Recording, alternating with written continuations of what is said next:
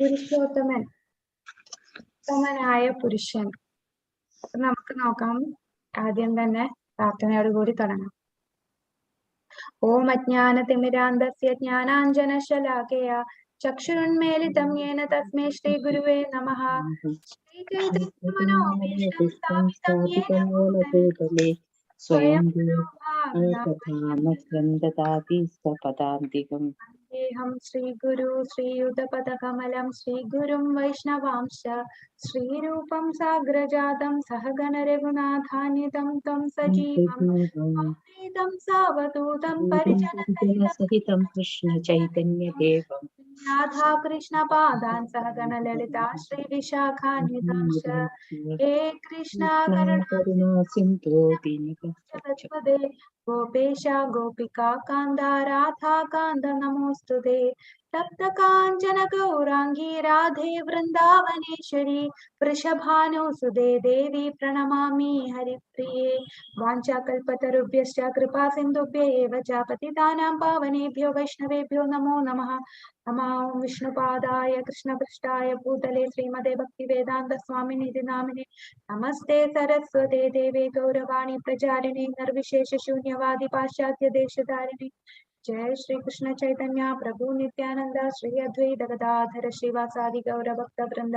हरे कृष्णा कृष्णा कृष्णा हरे हरे, हरे राम राम राम हरे हरे, हरे कृष्णा कृष्णा हरे हरे, राम हरे हरे, कृष्णा कृष्णा हरे हरे, हरे हरे, राम राम हरे हरे, हरे कृष्ण. അധ്യായം 15 പുരുഷോത്തമ യോഗം. പുരുഷോത്തമൻ, ഉത്തമ പുരുഷൻ. പുരുഷൻ എന്ന വാക്കിന്റെ അർത്ഥം എന്താണ്? നമ്മൾ അതിനു മുമ്പുള്ള അധ്യായത്തിൽ പഠിച്ചു. 13ാമത്തെ അധ്യായത്തിൽ നമ്മൾ പഠിച്ചു. പുരുഷൻ എന്ന് പറഞ്ഞാൽ പറഞ്ഞോളൂ മാതാജി, മ്യൂട്ട് ചെയ്ത് പറഞ്ഞു. അതെ, പുരുഷൻ എന്ന വാക്കിന്റെ അർത്ഥം എന്താണ് മാതാജി? ആസ്വാദകൻ. ഹരി ബോൾ. അതെ, ആസ്വാദകൻ. ഇപ്പൊ പുരുഷോ ഉത്തമൻ എന്ന് പറഞ്ഞാൽ ഉത്തമനായ പുരുഷൻ, ഏറ്റവും വലിയ ആസ്വാദകൻ ആണ് പുരുഷോത്തമൻ. അപ്പൊ ആ പുരുഷോത്തമ യോഗമാണ് നമ്മൾ ഇന്ന് പഠിക്കുന്നത്. ഈ പറയുന്ന പുരുഷോത്തമൻ ആരാണ്? ഭഗവാനാണല്ലേ. അപ്പൊ ഈ ഭഗവാൻ കൊച്ചായിരുന്നപ്പോ നമ്മുടെ യശോദാമ്മ എന്താ കരുതിയത്? ഈ കുട്ടിയെ കൊണ്ട് ഒരു രക്ഷയില്ല, ഭയങ്കര കുരുത്തക്കേടായിരുന്നല്ലേ. വെണ്ണയൊക്കെ കട്ട് തിന്നുന്നു, ചില കൊച്ചു കുട്ടികളെ പോയി പിച്ചിയൊക്കെ ചെയ്യുമായിരുന്നു നമ്മുടെ കൃഷ്ണൻ. എന്നിട്ട് കുടമൊക്കെ ഉടയ്ക്കും. അങ്ങനെ അമ്മ വിചാരിക്കും, എന്താ ഈ ഇപ്പോഴേ ഞാൻ അവനെ നിയന്ത്രിച്ചില്ലെങ്കിൽ വലുതാകുമ്പോ അവൻ വലിയ ഒരു കുരുത്തക്കെട്ട ചെറുക്കനായി മാറും. അതുകൊണ്ട് എനിക്ക് അവനെ നിയന്ത്രിക്കണം എന്ന് പറഞ്ഞ് വടിയെടുത്ത് അടിക്കാനായിട്ട് ഓടിക്കും. അതുപോലെ ഉരലിൽ കെട്ടും. എന്തൊക്കെയാണ് യശോദാമ്മ ചെയ്തതല്ലേ. ആരെയാണ് ഈ ചെയ്യുന്നത്? ഭഗവാൻ, ഉത്തമ പുരുഷൻ. ഈ പുരുഷന്മാരിൽ ഏറ്റവും ഉത്തമനായിട്ടുള്ളവൻ അതാണ് ഭഗവാൻ. ആ ഭഗവാനെയാണ് യശോദാമ്മ ഈ ഓടിക്കുകയൊക്കെ ചെയ്യുന്നത്. അപ്പൊ യശോദാമ്മയുടെ ആ ഒരു ഭക്തി, അത് നമ്മൾ ഒരു വേദങ്ങളിൽ നിന്നും പഠിച്ചാൽ കിട്ടുന്നതല്ല. ആ ഒരു ഭക്തി, ആ ഒരു ഒന്നും പ്രതീക്ഷിക്കാതെ അനന്യമായ ആ ഭക്തിയാണ് യശോദാമ്മയ്ക്കുള്ളത്. അതുകൊണ്ടാണ് ആ ഉത്തമ പുരുഷൻ യശോദാമ്മയെ വടിയെടുത്ത് ഓടിക്കുമ്പോ പേടിച്ച് ഓടുകയും ഉരൽ കെട്ടുമ്പോ കരയുകയൊക്കെ ചെയ്യുന്നത്. അപ്പൊ ആ ഉത്തമനായ പുരുഷനെ, ഉത്തമ പുരുഷൻ, പുരുഷോത്തമനെ നമുക്ക് ഭക്തി കൊണ്ട് മാത്രമേ കെട്ടാൻ സാധിക്കുകയുള്ളൂ. അങ്ങനെ നമ്മൾ കഴിഞ്ഞ അധ്യായത്തില് 3 ഗുണങ്ങളെ കുറിച്ച് പഠിച്ചു. സത്വഗുണം, രജോ ഗുണം, തമോ ഗുണം. അതിനു മുകളിലാണ് ശുദ്ധ സത്വഗുണം. നമ്മൾ ആ ഒരു ഗുണത്തിലേക്കാണ് വളരേണ്ടതെന്ന് പറഞ്ഞു. അപ്പൊ ഈ സത്വഗുണത്തിന് എന്താണ് കുഴപ്പം? സത്വഗുണത്തിലുള്ളവർ വിചാരിക്കും, എന്തിനാണ് ഞാൻ ഇനി ഈ ആധ്യാത്മിക കാര്യങ്ങളൊക്കെ പഠിക്കുന്നത്? സത്വഗുണത്തിന്റെ ഒരു പ്രശ്നം അതാണ്. സത്വഗുണമാണ് നല്ലതെങ്കിലും അവർക്കും ബന്ധനത്തിലാണ്. ബന്ധനം എന്ന് പറഞ്ഞാൽ, ഗുണം എന്ന വാക്കിന്റെ അർത്ഥം കെട്ടുക, ഒരു കയറ് എന്നാണ്. അപ്പൊ ആ കയറെന്ന് പറഞ്ഞാൽ എന്തും ആകാം, അല്ലെ ഒരു ചങ്ങല വെച്ചായിരിക്കാം. നമ്മളെ എന്താണോ ബൈൻഡ് ചെയ്യുന്ന ആ റോപ്പാണ് ഗുണ എന്ന് പറഞ്ഞാൽ. അത് സത്വമാണെങ്കിലും സ്വർണം കൊണ്ടുള്ള ചങ്ങലയാണേലും വെള്ളി കൊണ്ടുള്ള ചങ്ങലയാണേലും അതുപോലെ ചെമ്പ് കൊണ്ടുള്ള ചങ്ങലയാണേലും ചങ്ങല തന്നെയാണ്. ഈ സത്വം രജസ് തമോ ഈ 3 ചങ്ങലകളും നമ്മളെ ബന്ധിക്കുകയാണ് ഈ ഭൗതിക ലോകത്ത്. നമുക്ക് ഒരിക്കലും ഇതിൽ നിന്ന് ആ ഒരു ഗുണത്തിൽ നിന്നാൽ നമുക്ക് മുക്തി ലഭിക്കുകയില്ല.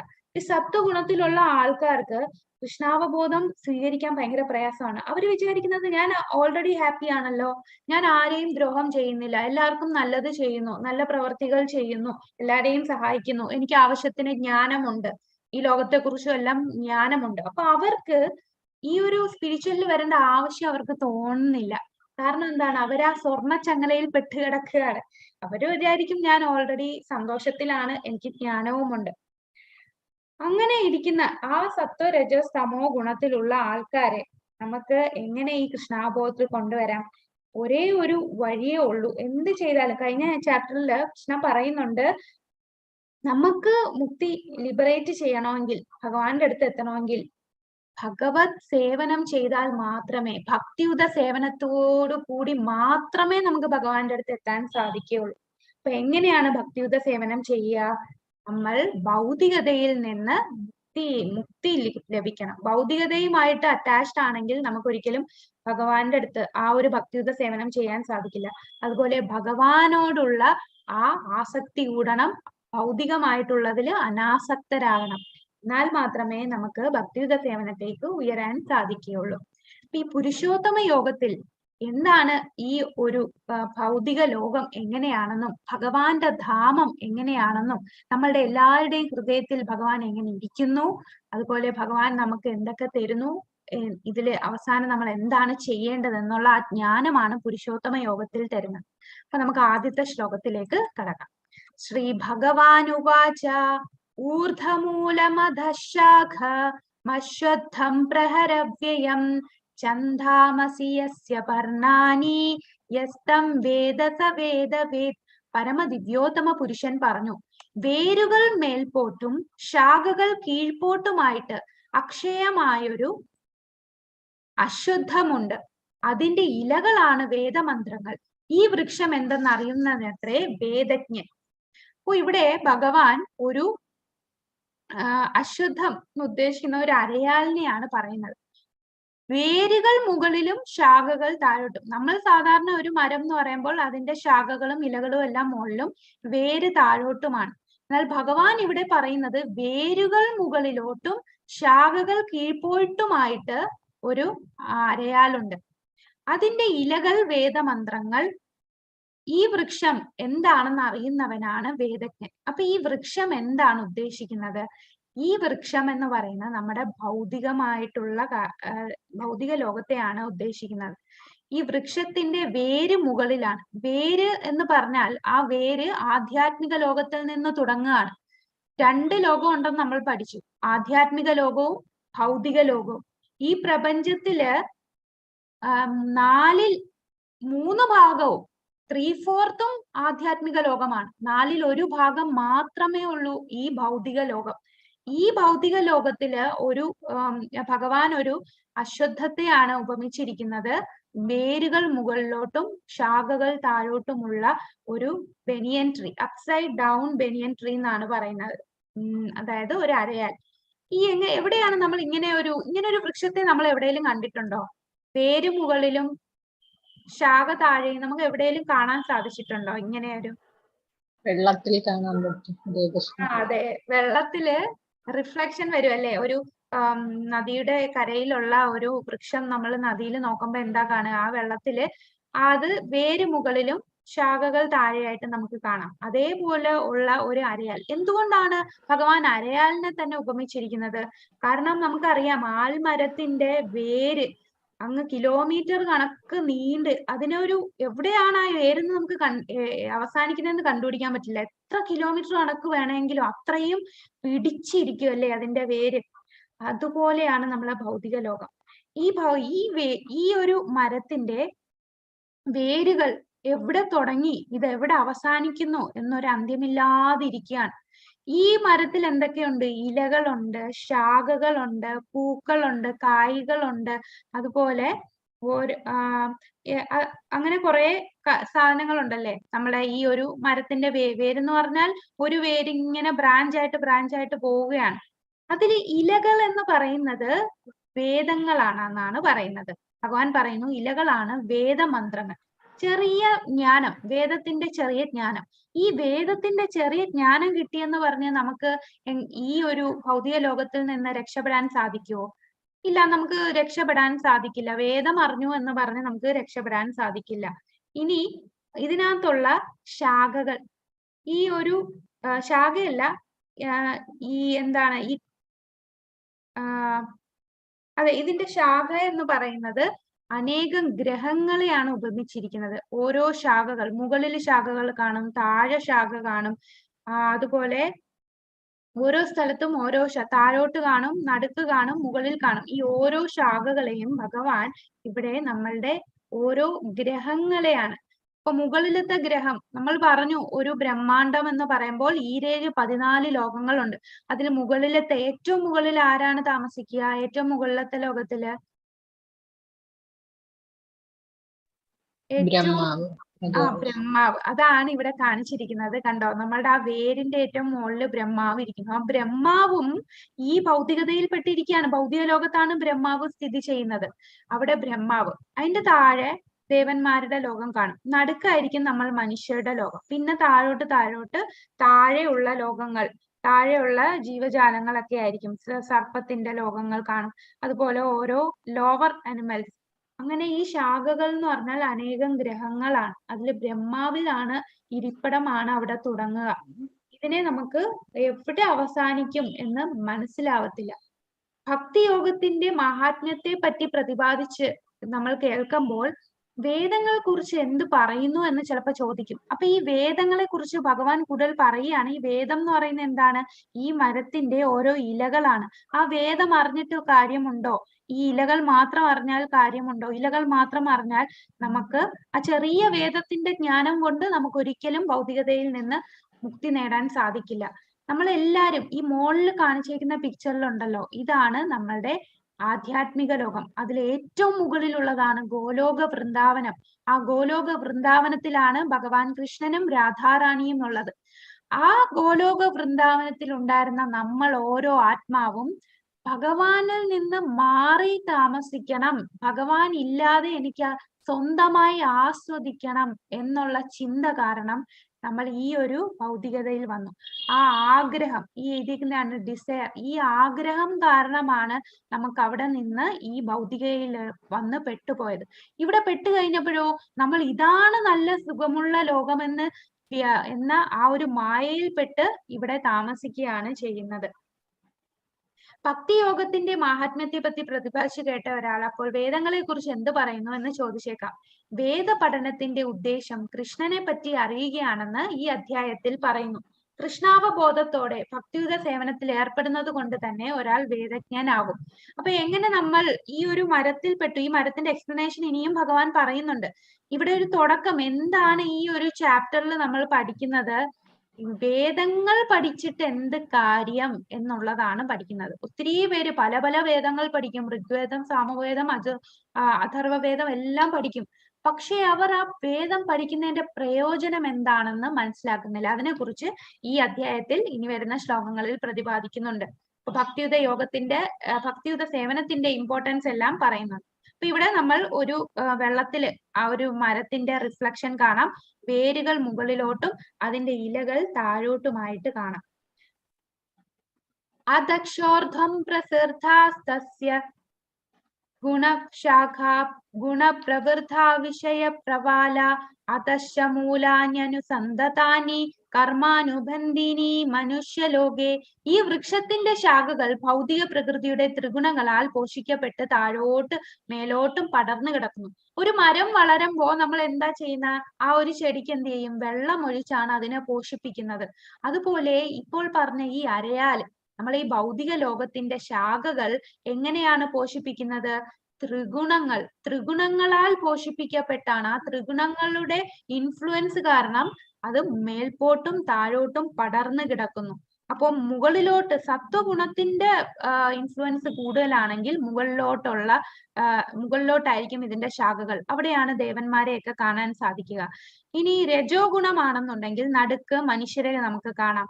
തമോ ഗുണത്തിലാണെങ്കിൽ താഴ്ന്ന ജീവജാലങ്ങളിലോട്ടാണ് പോകുന്നത്. അങ്ങനെ ഈ ത്രിഗുണങ്ങളാണ് ഈ മരത്തിനെ പോഷിപ്പിക്കുന്നത്. നമ്മൾ വെള്ളം ഒഴിച്ച് മരത്തിനെ ചെടിയെ വളർത്തി പോഷിപ്പിക്കുന്നത് പോലെ ഈ വൃക്ഷത്തിന്റെ ശാഖകൾ ഭൗതിക പ്രകൃതിയുടെ ത്രിഗുണങ്ങളാലാണ് പോഷിപ്പിക്കപ്പെട്ട് താഴോട്ടും മേലോട്ടും പടർന്ന് കിടക്കുന്നു. ഇതിന്റെ ചില്ലകൾ, ഓരോ ചില്ലകൾ എന്ന് പറയുന്നത് ഇന്ദ്രിയ വിഷയങ്ങളാണ്. നമ്മുടെ ഇന്ദ്രിയ വിഷയങ്ങൾ ഇതിന്റെ ചില്ലകളാണ്. ഈ വൃക്ഷത്തിന് താഴേക്ക് ഇറങ്ങുന്ന വേരുകളും ഉണ്ട്.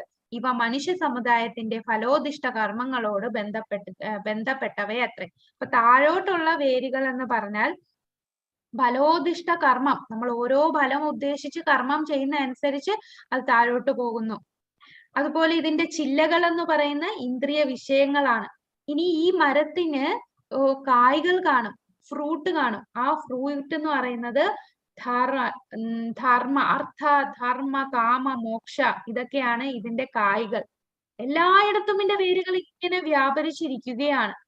വളരെ ദൂരം ഇതിങ്ങനെ, ഇതിന്റെ എവിടെയാണ് ഇത് തുടങ്ങുന്നതെന്ന് നമുക്ക് അറിയാൻ സാധിക്കില്ല. അപ്പൊ ഈ ഒരു കാണുന്ന മരം എന്ന് പറഞ്ഞാൽ ശരിക്കും ആധ്യാത്മിക ലോകത്തുള്ളതിന്റെ റിഫ്ലക്ഷൻ ആണ്. ആധ്യാത്മിക ലോകത്തിലാണ് ശരിക്കുമുള്ള നമ്മുടെ ലോകം. അതിന്റെ ഒരു പ്രതിബിംബമാണ് ഈ ഭൗതിക ലോകം. ആധ്യാത്മിക ലോകത്തുള്ളതിന്റെ എല്ലാം തല തിരിഞ്ഞാണ് ഭൗതിക ലോകത്ത് വരുന്നത്. നരൂപമസ്യേ തഥോപലഭ്യത്തെ നാന്ധോ ന ചാതിർന ച സംപ്രതിഷ്ഠ അശ്വത്ഥമേനം സുവിരൂഢമൂലം അസംഗശസ്ത്രേണ ദൃഢേന ചിത്വാ തഥഃ പദം തത് പരിമാർഗിതവ്യയം യസ്മിൻ ഗതാനാ നിവർതന്തി ഭൂയഃ തമേവ ചാദ്യം പുരുഷം പ്രപദ്യേ യത്ര പ്രവൃത്തി പ്രസൃതാ പുരാണി. ഈ വൃക്ഷത്തിന്റെ യഥാർത്ഥ രൂപം ഈ ലോകത്തിൽ കാണുകയില്ല. അതിന്റെ ആരംഭമോ അവസാനമോ അടിസ്ഥാനമോ കണ്ടെത്താനാവില്ല. വേരുറച്ചുയർന്ന ഈ വൃക്ഷത്തെ ദൃഢനിശ്ചയത്തോടെ വിരക്തിയാകുന്ന ആയുധത്താൽ ഛേദിച്ചു കളയണം. എന്നിട്ട് എവിടെ ചെന്നാൽ തിരിച്ചു വരില്ലയോ ആ ദിവ്യപദം പൂകി സ്മരണാതീത കാലം മുതൽക്കേ ഉള്ള എല്ലാത്തിന്റെയും ഉറവിടമായ പരമപുരുഷന് സ്വയം സമർപ്പിക്കണം. അപ്പോ ഈ വൃക്ഷം എന്ന് പറയുന്നത് നമ്മളുടെ ഭൗതിക ലോകമാണെന്ന് പറഞ്ഞു. ഈ വൃക്ഷത്തിൽ നമുക്ക് നല്ല പ്രവൃത്തി ചെയ്താൽ എന്ത് സംഭവിക്കും? നമ്മളെ കർമ്മങ്ങൾ, നല്ല കർമ്മവുമുണ്ട് ചീത്ത കർമ്മവുമുണ്ട്. നല്ല കർമ്മം ചെയ്താൽ നമ്മൾ മുകളിലോട്ട് പോകും, മുകളിലത്തെ ലോകത്തിലുള്ള ദേവന്മാരുടെ ലോകത്തിലേക്ക് ആയിരിക്കും പോവുക. ഇനി നമ്മൾ ചീത്തയായ കർമ്മം ചെയ്താലോ? അങ്ങനാണെങ്കിൽ നമ്മൾ താഴത്തെ ലോകത്തിലോട്ട് പോകും. അപ്പൊ നമ്മളുടെ ഇന്ദ്രിയങ്ങളുടെ ആ ഓരോ ആസ്വാദനത്തിന് വേണ്ടി ഓരോന്ന് ചെയ്താൽ നമുക്കൊരിക്കലും ഇവിടെ നിന്ന് മുക്തി ലഭിക്കുകയില്ല. നമ്മൾ എങ്ങനെയാണ് ഇവിടുന്ന് മുക്തി ലഭിക്കുക എന്നുമുള്ള സന്തോഷം കിട്ടാൻ എന്ത് ചെയ്യണം? ഈ പിക്ചറിൽ ഇവിടെ കാണാം, വാള് കൊണ്ട് വെട്ടി പോകുകയാണല്ലേ. അപ്പോൾ നമ്മൾ എന്ത് ചെയ്യണം? നമ്മൾ ഭക്തിയുത സേവനം ചെയ്ത് ഈ ഒരു ഓരോ വേരുകളെ അറുത്തു മാറ്റണം. ഈ വേര് നമ്മൾ എന്തിലാണോ കൂടുതൽ ബന്ധിക്കപ്പെട്ടിരിക്കുന്നത് ആ ബന്ധനത്തെ നമ്മൾ അറുത്തു മാറ്റിയാൽ മാത്രമേ നമുക്ക് മുകളിലോട്ട് പോകാൻ സാധിക്കൂ. പക്ഷെ ഇതൊന്നും അറിയാതെ നമ്മൾ ഇവിടെ കിടന്ന് ആസ്വദിച്ചു കൊണ്ടിരിക്കുകയാണ്, ഇന്ദ്രിയ സുഖാനുഭവങ്ങൾ ചെയ്യുന്നു, നമ്മൾ എക്കണോമിക് ഡെവലപ്മെന്റ് എന്നൊക്കെ പറഞ്ഞ് നമ്മൾ ഓരോ കാര്യങ്ങൾ ഇവിടെ ചെയ്തുകൊണ്ടിരിക്കുകയാണ്. അങ്ങനെയാണെങ്കിൽ നമുക്ക് ഒരിക്കലും ഈ ഭഗവത് ലോകത്തിൽ ചെല്ലാൻ സാധിക്കില്ല. ഈ വേരുകളെ മുറിച്ചു വേണം നമുക്ക് എത്താൻ. അതാണ് ഈ ഒരു ശ്ലോകത്തിൽ 3-4 ശ്ലോകത്തിൽ പറയുന്നു. എവിടെയാണ് തിരിച്ചെത്തേണ്ടത്? എന്ത് ചെയ്യണം? അതിന് വിരക്തിയുടെ ആയുധത്താൽ ഛേദിച്ചു കളയണം. വിരക്തി, നമുക്ക് ഈ ഭൗതിക ലോകത്തിനോട് എന്തുമാത്രം ആസക്തി ഉണ്ടോ ആ ആസക്തി കാരണം നമുക്ക് ഒരിക്കലും ഇവിടെ നിന്ന് രക്ഷപ്പെടാൻ സാധിക്കില്ല. നമുക്ക് എല്ലാത്തിനോടും ഭൗതികമായിട്ടുള്ളതിലോട് വിരക്തി ഉണ്ടായാൽ മാത്രമേ, വിരക്തിയാകുന്ന ആയുധം കൊണ്ട് ഛേദിച്ചാൽ മാത്രമേ ആ മരം, ആ വൃക്ഷത്തെ നമ്മൾ മുറിക്കണം. വേരുയർന്ന ഈ വൃക്ഷത്തെ ദൃഢനിശ്ചയത്തോടു കൂടി ആ വിരക്തിയാകുന്ന ആയുധത്താൽ ഛേദിച്ചു കളയണം. എന്റെ കുടുംബം, അപ്പൊ നമ്മൾ വിചാരിക്കും ഇപ്പൊ പെട്ടെന്ന് 2 ദിവസത്തിനുള്ളിൽ നമ്മൾ മരിക്കുമെന്ന് കേട്ടാൽ എന്തായിരിക്കും നമ്മളുടെ സിറ്റുവേഷൻ? നമുക്ക് ഭയങ്കര വെപ്രാളമായിരിക്കും. അയ്യോ, എന്റെ മക്കളെ ആര് നോക്കും, എന്റെ കുടുംബത്തെ ആര് നോക്കും? നമുക്ക് ആ ഒരു ആസക്തി നമുക്കുള്ളത് കൊണ്ടാണ് അങ്ങനെ തോന്നുന്നത്. എന്നാൽ ഇത് എനിക്ക് ഭഗവാൻ തന്ന ഒരു അവസരമാണ്. പരിശുദ്ധ രാജാവ് 7 ദിവസമേ ഉള്ളൂ തക്ഷകന്റെ കടിയേറ്റ് മരിക്കുമെന്ന് പറഞ്ഞപ്പോൾ അദ്ദേഹം എന്താണ് ചെയ്തത്? എല്ലാം ഉപേക്ഷിച്ച് ഭഗവാനെ ശരണം പ്രാപിക്കുകയാണ് ചെയ്തത്. അവിടെ എന്റെ മക്കളോ എന്റെ രാജ്യമോ അങ്ങനെ ഒന്നും ചിന്തിച്ചില്ല, എല്ലാം ഭഗവാൻ അർപ്പിച്ചാണ് പോയത്.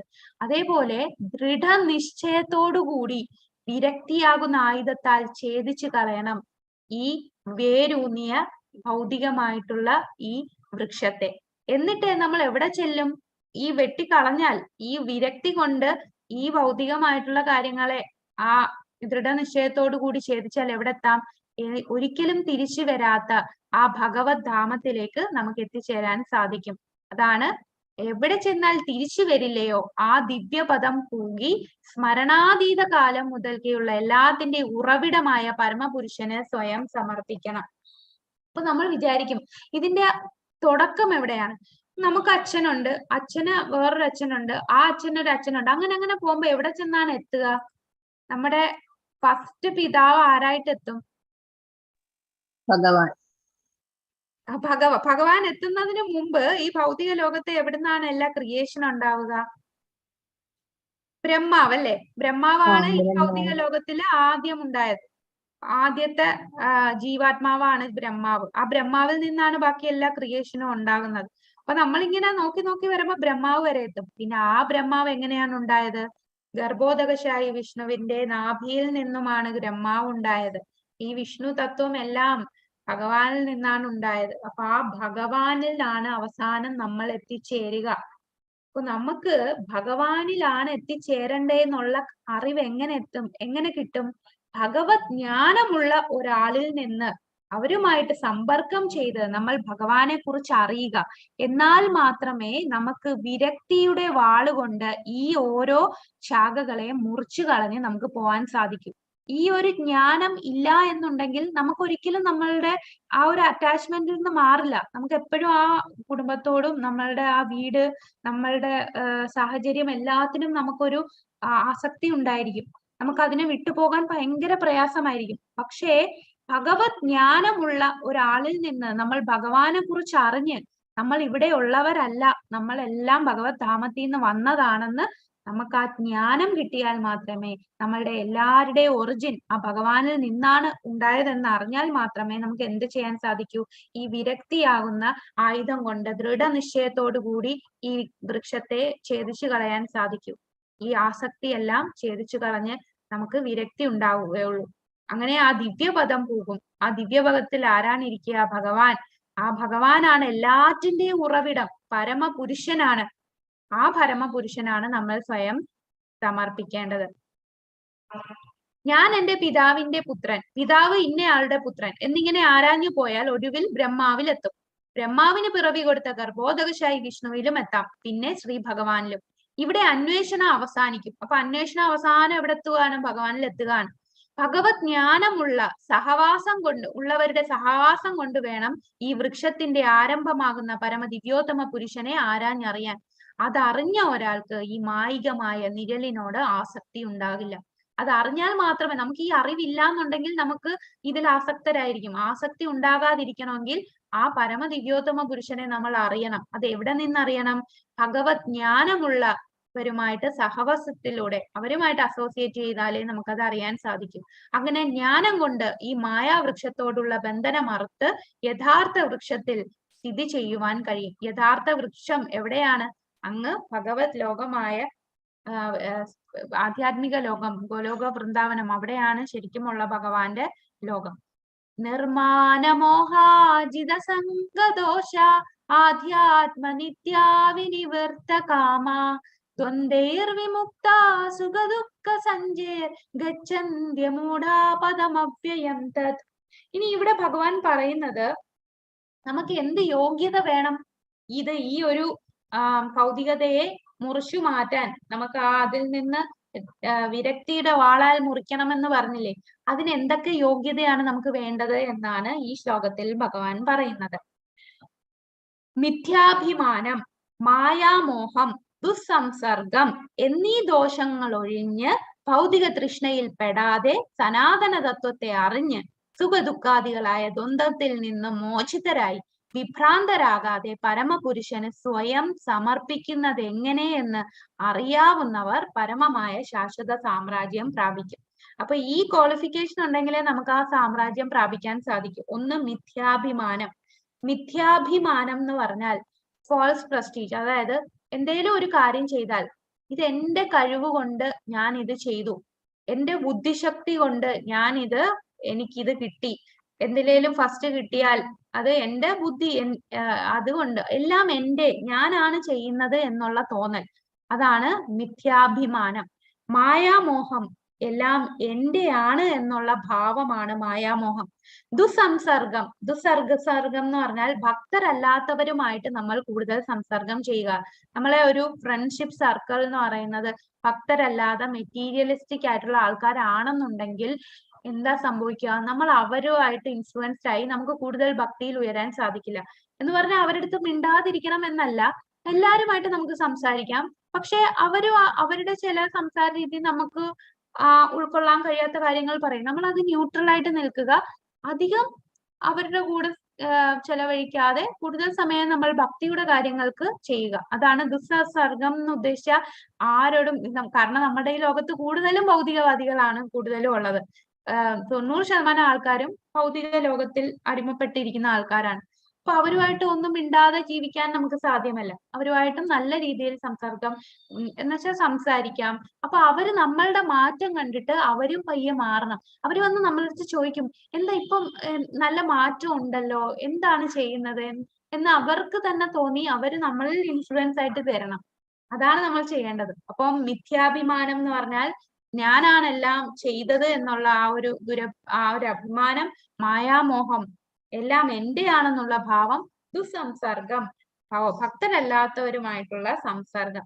ഈ ദോഷങ്ങളെല്ലാം ഒഴിഞ്ഞ് ഭൗതിക തൃഷ്ണയിൽ പെടാതെ സനാതന തത്വത്തെ അറിഞ്ഞ്, സനാതനമാണ് നമ്മളുടെ ആത്മാവ്. ആത്മാവ് എന്താണെന്നും ഭഗവാന്റെ അംശമാണെന്നും അതിന് അജനാണ്, അതിന് ഒരിക്കലും മരണമില്ല, സനാതനമാണെന്നും അറിഞ്ഞ് സുഖദുഃഖാദികളായ ദ്വന്ദ്ങ്ങളിൽ നിന്ന് മോചിതരായി. സുഖം വന്നാലും ദുഃഖം വന്നാലും എല്ലാം ഒരുപോലെ നമുക്ക് കൊണ്ടുപോകാൻ സാധിക്കുന്ന ആ ഒരു മനസ്സോടു കൂടി പോകണം. അതാണ് അതിൽ നിന്ന് മോചിതരായി വിഭ്രാന്തരാകാതെ പരമപുരുഷന് സ്വയം സമർപ്പിക്കുന്നത് എങ്ങനെ എന്ന് അറിയാവുന്നവരാണ് പരമമായ ശാശ്വത സാമ്രാജ്യം പ്രാപിക്കുന്നത്. അപ്പൊ ഇത് എങ്ങനെയാണ് നമ്മൾ പരമപുരുഷനെ സമർപ്പിക്കുന്നത്? ഭക്തിയുത സേവനം ചെയ്താൽ മാത്രം മതി. ഭഗവാന് നാമം ജപിക്കുക, ഭഗവാന്റെ ഭക്തിയുതമായ സേവനങ്ങൾ ചെയ്യുക. അങ്ങനെ നമുക്ക് ഈ ഗുണങ്ങളെല്ലാം ഓട്ടോമാറ്റിക് ആയിട്ട് വരും. അപ്പൊ ഞാൻ എങ്ങനെയാണ് ഇതൊക്കെ ഓരോ കാര്യങ്ങളും എങ്ങനെ ചെയ്യും എന്നൊന്നും ചിന്തിക്കേണ്ട ഒരു ടെൻഷനും ഇല്ല. നാമജപം, അതാണ് പ്രൈമറി. ഫസ്റ്റ് നമ്മൾ ചെയ്യേണ്ട അതാണ്. കൂടുതൽ നാമം ജപിക്കും തോറും നമുക്ക് ഭൗതികമായിട്ടുള്ളതിലെല്ലാം വിരക്തി തോന്നിത്തുടങ്ങും. നമുക്ക് ഭഗവാനെ കുറിച്ച് കൂടുതൽ അറിവുകൾ വന്നു തുടങ്ങും. അറിവുകൾ വന്നു തുടങ്ങിയാൽ ഞാനല്ല ഇതൊന്നും ചെയ്യുന്നതെന്ന് നമുക്ക് ഓട്ടോമാറ്റിക് ആയിട്ടെല്ലാം മനസ്സിലാവും. ഭഗവാൻ ആ ജ്ഞാനം നമുക്ക് എല്ലാം തന്നുകൊണ്ടേയിരിക്കും. നാമം ജപിച്ചാൽ മാത്രം മതി. അങ്ങനെ നമ്മൾ ഭക്തിയുത സേവനം ചെയ്താൽ തീർച്ചയായിട്ടും പരമമായ ശാശ്വത സാമ്രാജ്യം പ്രാപിക്കും. ഇനി ഭഗവാന്റെ ഈ ലോകം എങ്ങനെയുള്ളയാണെന്നാണ് പറയുന്നത്. ന തദ്ഭാസയതേ സൂര്യോ ന ശശാങ്കോ ന പാവകഃ യദ്ഗത്വാ ന നിവർത്തന്തേ തദ്ധാമം പരമം മമ. ന തദ്ഭാസയതേ സൂര്യോ, ഇവിടെ വെളിച്ചത്തിനായിട്ട് സൂര്യന്റെയോ ശശാങ്കൻ ആരാണ്? കൊറേയൊക്കെ ചന്ദ്രൻ. പാവകഃ എന്ന് പറഞ്ഞാൽ പാവകൻ, അഗ്നി. സൂര്യന്റെയോ ചന്ദ്രന്റെയോ അഗ്നിയുടെയോ എന്ന് പറഞ്ഞാൽ ഇല്ല, നോ എന്നാണ് നായുടെ അർത്ഥം. ന തദ്ഭാസയതേ സൂര്യോ ന ശശാങ്കോ ന പാവകഃ. ഭഗവാന്റെ ഈ ധാമത്തിൽ പ്രകാശത്തിന് വേണ്ടി സൂര്യനോ ചന്ദ്രനോ അഗ്നിയുടെയോ ആവശ്യമില്ല.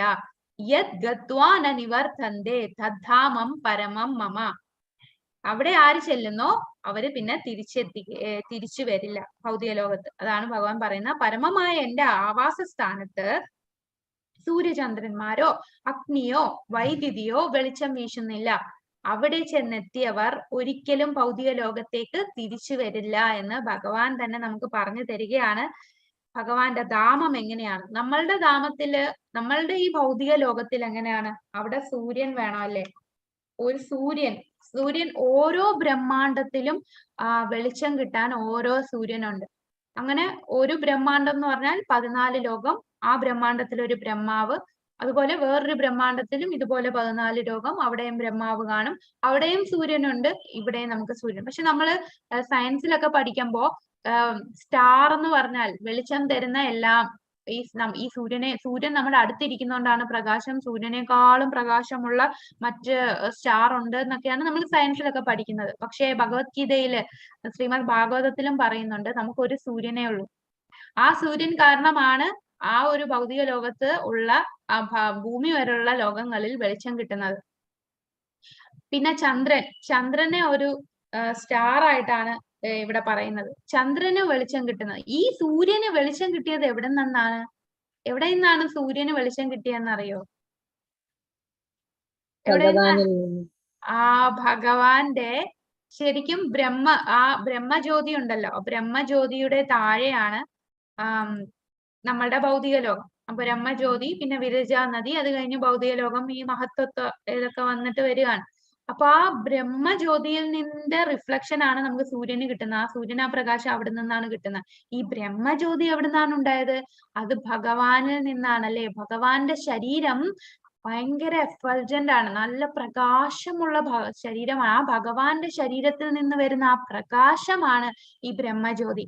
ആ ബ്രഹ്മജ്യോതിയിൽ നിന്നാണ് ചന്ദ്രന് വെളിച്ചം കിട്ടുന്നത്, സൂര്യന് വെളിച്ചം കിട്ടുന്നത്. ആ സൂര്യന്റെ റിഫ്ലക്ഷൻ കാരണമാണ് ചന്ദ്രന് വെളിച്ചം കിട്ടുന്നത്. അതിനുശേഷം അഗ്നിക്ക് ആ ഒരു വെളിച്ചം കിട്ടുന്നത്. ഇതെല്ലാം ഡീറ്റെയിൽഡ് ആയിട്ട് ഇങ്ങനെ ശ്രീമദ് ഭാഗവതത്തിൽ പറയുന്നുണ്ട്. അപ്പോ ഈ ഭഗവാന്റെ ധാമത്തില് സൂര്യന്റെയോ ചന്ദ്രന്റെയോ വൈദ്യുതിയുടെയോ ഒന്നും ആവശ്യമില്ല. അവിടെ ഭഗവാൻ ഉണ്ടല്ലോ, പിന്നെന്തിനാണ് ഈ സൂര്യന്റെ ആവശ്യം? നമ്മളുടെ ഈ ലോകത്തെ ഇരുട്ടുള്ള ലോകമാണ്, അല്ലെ? ഇരുട്ട്, അവിടെ സൂര്യൻ ഉണ്ടായാൽ മാത്രമേ വെളിച്ചമുള്ളൂ. പക്ഷെ ഭഗവത് ധാമത്തിൽ അതിന്റെ ആവശ്യമില്ല. പിന്നെന്താണ് അവിടുത്തെ പ്രത്യേകത? അവിടെ ചെന്നെത്തുന്നവർ പിന്നൊരിക്കലും ഭൗതിക ലോകത്തേക്ക് തിരിച്ചു വരികയില്ല എന്നും ഭഗവാൻ പറയുന്നു. ഭൗതികതയിൽ വിരക്തി ഉണ്ടായാൽ അത് പരിശീലിച്ചാലേ നമുക്ക് ഭഗവത് ലോകത്തിൽ എത്താൻ സാധിക്കും. ഈ നാലിൽ 3 ഭാഗവും ആധ്യാത്മിക ലോകമാണ്. അത്രയ്ക്ക് വലുതാണ്. നമ്മളുടെ ചെറുതാണ് ഈ ഭൗതിക ലോകം. ആ ഭൗതിക ലോകത്താണ് ഈ ബ്രഹ്മാണ്ടങ്ങൾ, കോടിക്കണക്കിന് ബ്രഹ്മാണ്ടങ്ങളൊക്കെ ഇരിക്കുന്നത്. ഒരു ബ്രഹ്മാണ്ടത്തിൽ തന്നെ കോടിക്കണക്കിന് ഓരോ ഗ്രഹങ്ങളും ഉണ്ട്. അപ്പൊ അങ്ങനെയുള്ള ഈ ഭൗതിക ലോകം വെറും 4ൽ 1 ഭാഗമേ ഉള്ളൂ ഭഗവാന്റെ ക്രിയേഷനില്. 4ൽ 3 ഭാഗവും ആധ്യാത്മിക ലോകമാണ്. അതിൽ ഏറ്റവും വലിയ ലോകമാണ് ഗോലോക വൃന്ദാവനം. അപ്പൊ അവിടെ എത്തുന്നവർക്ക് ഒരിക്കലും തിരിച്ചു വരേണ്ടി വരില്ല. അവിടെ സൂര്യന്റെയോ ചന്ദ്രന്റെയോ അഗ്നിയുടെയോ വൈദ്യുതിയുടെയോ ആവശ്യമില്ല. മമൈവാംശോ ജീവലോകേ ജീവഭൂതാ സനാതനഃ മനഃശസ്ത്രാണിന്ദ്രിയാണി പ്രകൃതിസ്ഥാനി കർഷസി. എന്റെ ശാശ്വതാംശങ്ങളാണ് ഈ ലോകത്തിലുള്ള ബദ്ധരായ സകല ജീവസത്വങ്ങളും. അപ്പൊ നമ്മൾ ഓരോ ആത്മാവും ഭഗവാന്റെ അംശങ്ങളാണ്, ശാശ്വതമായിട്ടുള്ള അംശമാണ്. ഒരിക്കലും പണ്ടായിരുന്നു അംശമായിരുന്നു എന്നല്ല, എപ്പോഴും നമ്മൾ ഭഗവാന്റെ അംശമാണ്. അതൊരിക്കലും നശിക്കാത്തതാണ് നമ്മൾ ഈ ആത്മാവ്. അപ്പൊ എന്റെ ശാശ്വതാംശങ്ങളാണ് ഈ ലോകത്തിലുള്ള ബദ്ധരായ സകല ജീവസത്തകളും. സകല ജീവസത്ത എന്ന് പറഞ്ഞാൽ പക്ഷികളും മൃഗങ്ങളും ചെറിയ ബ്രഹ്മാവ് തൊട്ട് ചെറിയ പുഴുക്കൾ വരെ, ഏതൊക്കെ ജീവജാലങ്ങളുണ്ടോ, നമുക്ക് കണ്ണുകൊണ്ട് കാണാൻ പറ്റാത്ത ജീവജാലങ്ങൾ വരെ, അതെല്ലാം ഭഗവാന്റെ അംശമാണ്, ശാശ്വതാംശമാണ്. ബദ്ധരമായ ജീവിതം നയിക്കുകയാൽ മനസ്സുൾപ്പെടെയുള്ള 6 ഇന്ദ്രിയങ്ങളും ഉപയോഗിച്ച് അവർ കഠിനാധ്വാനം ചെയ്യുകയാണ് ചെയ്യുന്നത്. അപ്പോൾ നമ്മൾ ഈ ഒരു ഭൗതിക ലോകത്ത് വന്നതുകൊണ്ട് നമ്മൾ ഓരോ പ്ലാനറ്റിൽ കിടക്കുകയാണ്. ചിലര് താഴത്തെ പ്ലാനറ്റിലായിരിക്കും. ഓരോ ശരീരത്തിൽ കയറിയിട്ട് ഓരോ കർമ്മം ചെയ്യുന്നു. ആ കർമ്മം അനുസരിച്ച് പാപകർമ്മം പുണ്യകർമ്മം അനുസരിച്ച് മുകളിലോട്ടും താഴോട്ടും വന്ന് കഠിനാധ്വാനം ചെയ്ത് ഇങ്ങനെ ഇരിക്കുകയാണ്. എന്തുകൊണ്ട്? ഇന്ദ്രിയവും മനസ്സും ഉൾപ്പെടെയുള്ള ഈ 6 ഇന്ദ്രിയങ്ങൾ, അതായത് നമ്മളുടെ സാധാരണ ഇന്ദ്രിയവും മനസ്സും, അങ്ങനെയുള്ള 6 ഇന്ദ്രിയങ്ങൾ ചേർന്ന് കഠിനാധ്വാനം ചെയ്തുകൊണ്ടിരിക്കുകയാണ്. പക്ഷെ മനസ്സിലാക്കുന്നില്ല നമ്മൾ ഭഗവാന്റെ ശാശ്വത അംശമാണെന്ന്. ഒരു കയ്യിലെ ഒരു വിരല്, ആ വിരലില്ലാന്നിരിക്കുക, ആ ഒരു വിരല് പോയി കഴിഞ്ഞാൽ വിരലിന് എന്താണ് പ്രയോജനം? ആ വിരലില് പോയി കഴിഞ്ഞാൽ പിന്നെ ആ വിരൽ കൊണ്ട് ഉപയോഗമില്ല. പക്ഷെ കയ്യിൽ ആ വിരൽ ഉണ്ടെങ്കിൽ മാത്രമേ ആ വിരൽ കൊണ്ട് ഉപയോഗമുള്ളൂ. ആ വിരല് സെപ്പറേറ്റഡ് ആയാൽ അതുകൊണ്ട് അത് വേസ്റ്റ് ആണ്. അതുപോലെ നമ്മളെല്ലാം ഇപ്പൊ സെപ്പറേറ്റഡ് ആയിട്ട് ഇരിക്കുകയാണ്, ഭഗവാന്റെ ധാമത്തിൽ നിന്ന് മാറി നിൽക്കുകയാണ്. എന്നിട്ട് ഇവിടെ കിടന്ന് ഓരോ കാര്യങ്ങൾ കർമ്മങ്ങൾ ചെയ്തുകൊണ്ടേയിരിക്കുന്നു, ഇങ്ങനെ കഠിനാധ്വാനം ചെയ്ത് ജീവിച്ചുകൊണ്ടിരിക്കുകയാണ്. തിരിച്ച് നമ്മൾ അങ്ങ് പോയാൽ മാത്രമേ ശരിക്കുമുള്ള നമ്മളുടെ ജീവിതം തുടങ്ങുകയുള്ളൂ. ഇവിടെ നമ്മൾ വെറുതെ ഇന്ദ്രിയ സുഖത്തിന് വേണ്ടി സമയം കളയുകയാണ്. ഈ ഒരു കടല് എടുക്കുകയാണെങ്കിൽ ആ കടലിന്റെ ഒരു തുള്ളിയും കടലും, ആ ഒരു തുള്ളി എടുത്താലും ഉപ്പ് രസമാണ്. എന്നാൽ കടലോ ക്വാളിറ്റി വെച്ചിട്ട് ആ ഒരു തുള്ളി കടലും ഉപ്പ് രസമാണ്, ആ കടലിലും ഉപ്പ് രസമാണ്. പക്ഷെ കടൽ എന്ന് പറഞ്ഞാലോ ക്വാണ്ടിറ്റി വെച്ചിട്ട് ഒരു തുള്ളി എവിടെ കിടക്കുന്നു, കടൽ എവിടെ കിടക്കുന്നു, നമുക്കത് കമ്പയർ ചെയ്യാൻ പറ്റില്ല.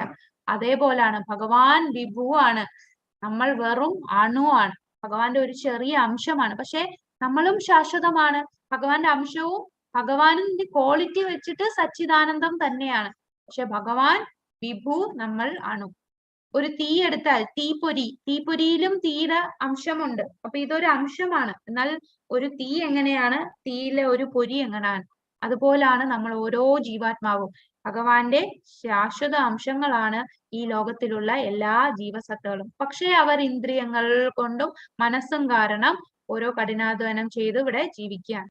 ശരീരം യദവാപ്നോതി യച്ഛാപ്യുത്ക്രാമതീശ്വരഃ ഗ്രഹീത്വൈതാനി സംയാതി വായുർഗന്ധാനി വാശയാത്.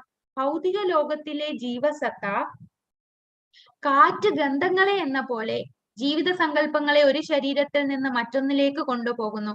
അങ്ങനെ ഒരു തരത്തിലുള്ള ശരീരം ഉപേക്ഷിച്ച് മറ്റൊരു തരത്തിലുള്ള ശരീരം സ്വീകരിക്കുന്നു. കാറ്റ് ഗന്ധങ്ങളെ എന്ന പോലെ, കാറ്റ് ഗന്ധം ഓരോ ശരീരം ഇങ്ങനെ മാറി മാറി ഇരിക്കുകയാണ്. നമ്മളിപ്പോ മനുഷ്യനാന്ന് പറഞ്ഞാൽ അടുത്തത് മനുഷ്യനാവണമെന്നില്ല. എത്ര ജീവജാലങ്ങളിൽ കൂടെയാണ് നമ്മളുടെ ഒരു ശരീരം ലഭിക്കുക. അപ്പൊ ഭൗതിക ലോകത്തിലുള്ള ഈ ജീവസത്തകൾ കാറ്റ് എങ്ങനെയാണോ ഗന്ധങ്ങൾ കൊണ്ടുപോകുന്നത്, അതുപോലെ ജീവിതം നമ്മൾ ഓരോ ആത്മാവും ഒരു ശരീരത്തിലേക്ക് മറ്റൊന്നിലേക്ക് കൊണ്ടുപോവുകയാണ്. അടുത്ത ശരീരം എടുക്കാനുള്ള മെയിൻ കാരണം എന്താണ്? നമ്മളുടെ ആഗ്രഹം. നമുക്ക് എല്ലാത്തിനും ഒരു ആഗ്രഹം ഉള്ളത് കൊണ്ടാണ് നമുക്ക് അടുത്തൊരു ശരീരം എടുക്കേണ്ടി വരുന്നത്. നമ്മളുടെ ആഗ്രഹം, നമ്മൾ ചെയ്യുന്ന കർമ്മം. ഈ ആഗ്രഹം നമ്മൾ ആഗ്രഹം ഭഗവാനിലോട്ടുള്ള ആഗ്രഹമാക്കി തീർക്കാതെ നമുക്ക് ഈ ഭൗതിക നിലയിൽ നിന്ന് രക്ഷപ്പെടാൻ സാധിക്കില്ല. ഇല്ലാന്നുണ്ടെങ്കിൽ നമ്മൾ ഒരു ശരീരത്തിൽ നിന്ന് മറ്റൊരു ശരീരത്തിലേക്ക് ഈ ഭൗതിക ലോകത്ത് മാറിക്കൊണ്ടേയിരിക്കുന്നു. ശ്രോത്രം ചക്ഷുസ്പർശനം ച രസനം ഘ്രാണമേവ ച അധിഷ്ഠായ മനശ്ചായം വിഷയാനുപസേവത്തെ. ഇപ്രകാരം മറ്റൊരു മൂലശരീരം കൈക്കൊള്ളുന്ന ജീവസത്ത മനസ്സിനിണങ്ങിയ 5 ഇന്ദ്രിയങ്ങൾ കണ്ണ്, ചെവി, നാവ്, മൂക്ക്, ത്വക്ക് എന്നിവ സ്വീകരിക്കുകയും അവയിലൂടെ ഒരു കൂട്ടം ഇന്ദ്രിയ വിഷയങ്ങളെ ആസ്വദിക്കുകയും ചെയ്യും. അപ്പൊ ഇതാണ് നമ്മൾ ചെയ്യുന്നത്. ഇപ്രകാരം എന്ന് പറഞ്ഞാൽ ഒരു ശരീരത്തിൽ നിന്ന് മറ്റൊരു ശരീരത്തിലേക്ക് ഇങ്ങനെ പോകുന്നു. ഇങ്ങനെ മറ്റൊരു ശരീരത്തിലേക്ക് പോകുമ്പോൾ നമ്മൾ എന്താ ചെയ്യുന്നത്? ആ ശരീരത്തിൽ കയറുമ്പോൾ ആ ശരീരത്തിലുള്ള ഇന്ദ്രിയങ്ങൾ കൊണ്ട് നമ്മൾ എല്ലാ ഇന്ദ്രിയ വിഷയങ്ങളെ ആസ്വദിക്കുകയാണ് ചെയ്യുന്നത്. അപ്പൊ ഇത് എങ്ങനെയാണ് നമുക്കിത് സ്റ്റോപ്പ് ചെയ്യാൻ പറ്റുക? നമ്മൾ എല്ലാം കാണുന്നതെല്ലാം നമ്മൾ വിശ്വസിച്ച് നമുക്ക് എന്താണ് ശരിക്കുമുള്ള സന്തോഷം എന്ന് മനസ്സിലാക്കാതെ ജീവിക്കുകയാണ്. ഇതെല്ലാം ഈ കണ്ണുകൊണ്ടും വാഗൊണ്ടും നാവ് കൊണ്ടും എല്ലാം ചെയ്യുന്ന ആസ്വാദനം വളരെ കുറച്ചു നാളത്തേക്കേ കാണത്തുള്ളൂ. നമുക്ക് ആ വലിയ ആസ്വാദനം കിട്ടണം എന്നുണ്ടെങ്കിൽ നമുക്ക് ഭക്തിയുത സേവനം ചെയ്താൽ മാത്രമേ പറ്റൂ. ഓരോ ജീവസത്തെയും അവരവരുടെ ബോധത്തിലാണ്. പൂച്ചയായിരിക്കുമ്പോൾ ഞാൻ പൂച്ചയാണ് എന്നുള്ള ഭാവത്തിൽ ജീവിക്കുന്നു, നായയാണ്, അപ്പൊ അതിന്റെ സ്വഭാവമായിരിക്കും അതിന് വരിക. അങ്ങനെ ഓരോ ജന്മവും ഏത് ശരീരം കിട്ടുന്നോ ആ സ്വഭാവത്തിൽ നമ്മൾ ഇരിക്കുന്നു, അതിൽ അത് ആസ്വദിക്കുന്നു. അപ്പൊ പൂച്ച ഒരിക്കലും വിചാരിക്കോ ഞാൻ മനുഷ്യനായിരുന്നെങ്കിലും ചിന്തിക്കില്ല. പൂച്ച അതിന്റെ ശരീരത്തിൽ ഇരുന്ന് അതിന് ആസ്വദിക്കാൻ പറ്റുന്നതെല്ലാം ആസ്വദിച്ചുകൊണ്ടേ ഇരിക്കുകയാണ്. അപ്പോ ഓരോ ശരീരത്തിലുമുള്ള ഈ ഇന്ദ്രിയങ്ങൾ കൊണ്ട് ആസ്വദിച്ച് പോവുകയാണ് ചെയ്യുന്നത്. ഉത്ക്രാമന്ത്രം സസ്ഥിതം വാപി പുഞ്ചാനം വാ ഗുണാന്വിതം വിമൂഢാനാനു പശ്യന്തി ജ്ഞാന ചക്ഷുഷഃ. ജീവാത്മാവ് എങ്ങനെ ഈ ശരീരം വിട്ടു പോകുന്നുവെന്നോ ഗുണങ്ങളുടെ ആകർഷണത്തിന് വഴിപ്പെട്ട ഏതു തരം ശരീരത്തെയാണ് സ്വീകരിച്ച് അനുഭവിക്കുന്നതെന്നോ മൂഢന്മാർക്ക് അറിയാൻ വയ്യ. ജ്ഞാനത്തിന്റെ അകക്കണ്ണ് തെളിഞ്ഞവർക്ക് ഇതെല്ലാം പ്രത്യക്ഷമാകുന്നു. അപ്പൊ ജ്ഞാനമില്ലാത്ത ഒരാൾ എന്താണ്, അവരുടെ ഒപ്പീനിയൻ പറയും, അവരുടെ ഓരോ മനസ്സിൽ തോന്നുന്നത് ഇത് ഇങ്ങനെ ആയിരിക്കാം, ഇതൊക്കെ വെറുതെയാണ്, ഈ ജീവാത്മാവ് നമ്മൾ മരിക്കുമ്പോൾ അത് അവിടെ കൊണ്ട് തീരുകയാണ്, പിന്നെ നമുക്ക് പുനർജന്മം ഒന്നുമില്ല, ഇതൊക്കെ അവരുടെ ഓരോ തോന്നല് വെച്ച് പറയും. പക്ഷേ ഇതിന്റെ എക്സ്പേർട്ടിന്റെ അടുത്ത് ചോദിച്ചാലല്ലേ നമുക്ക് കാര്യം മനസ്സിലാവും.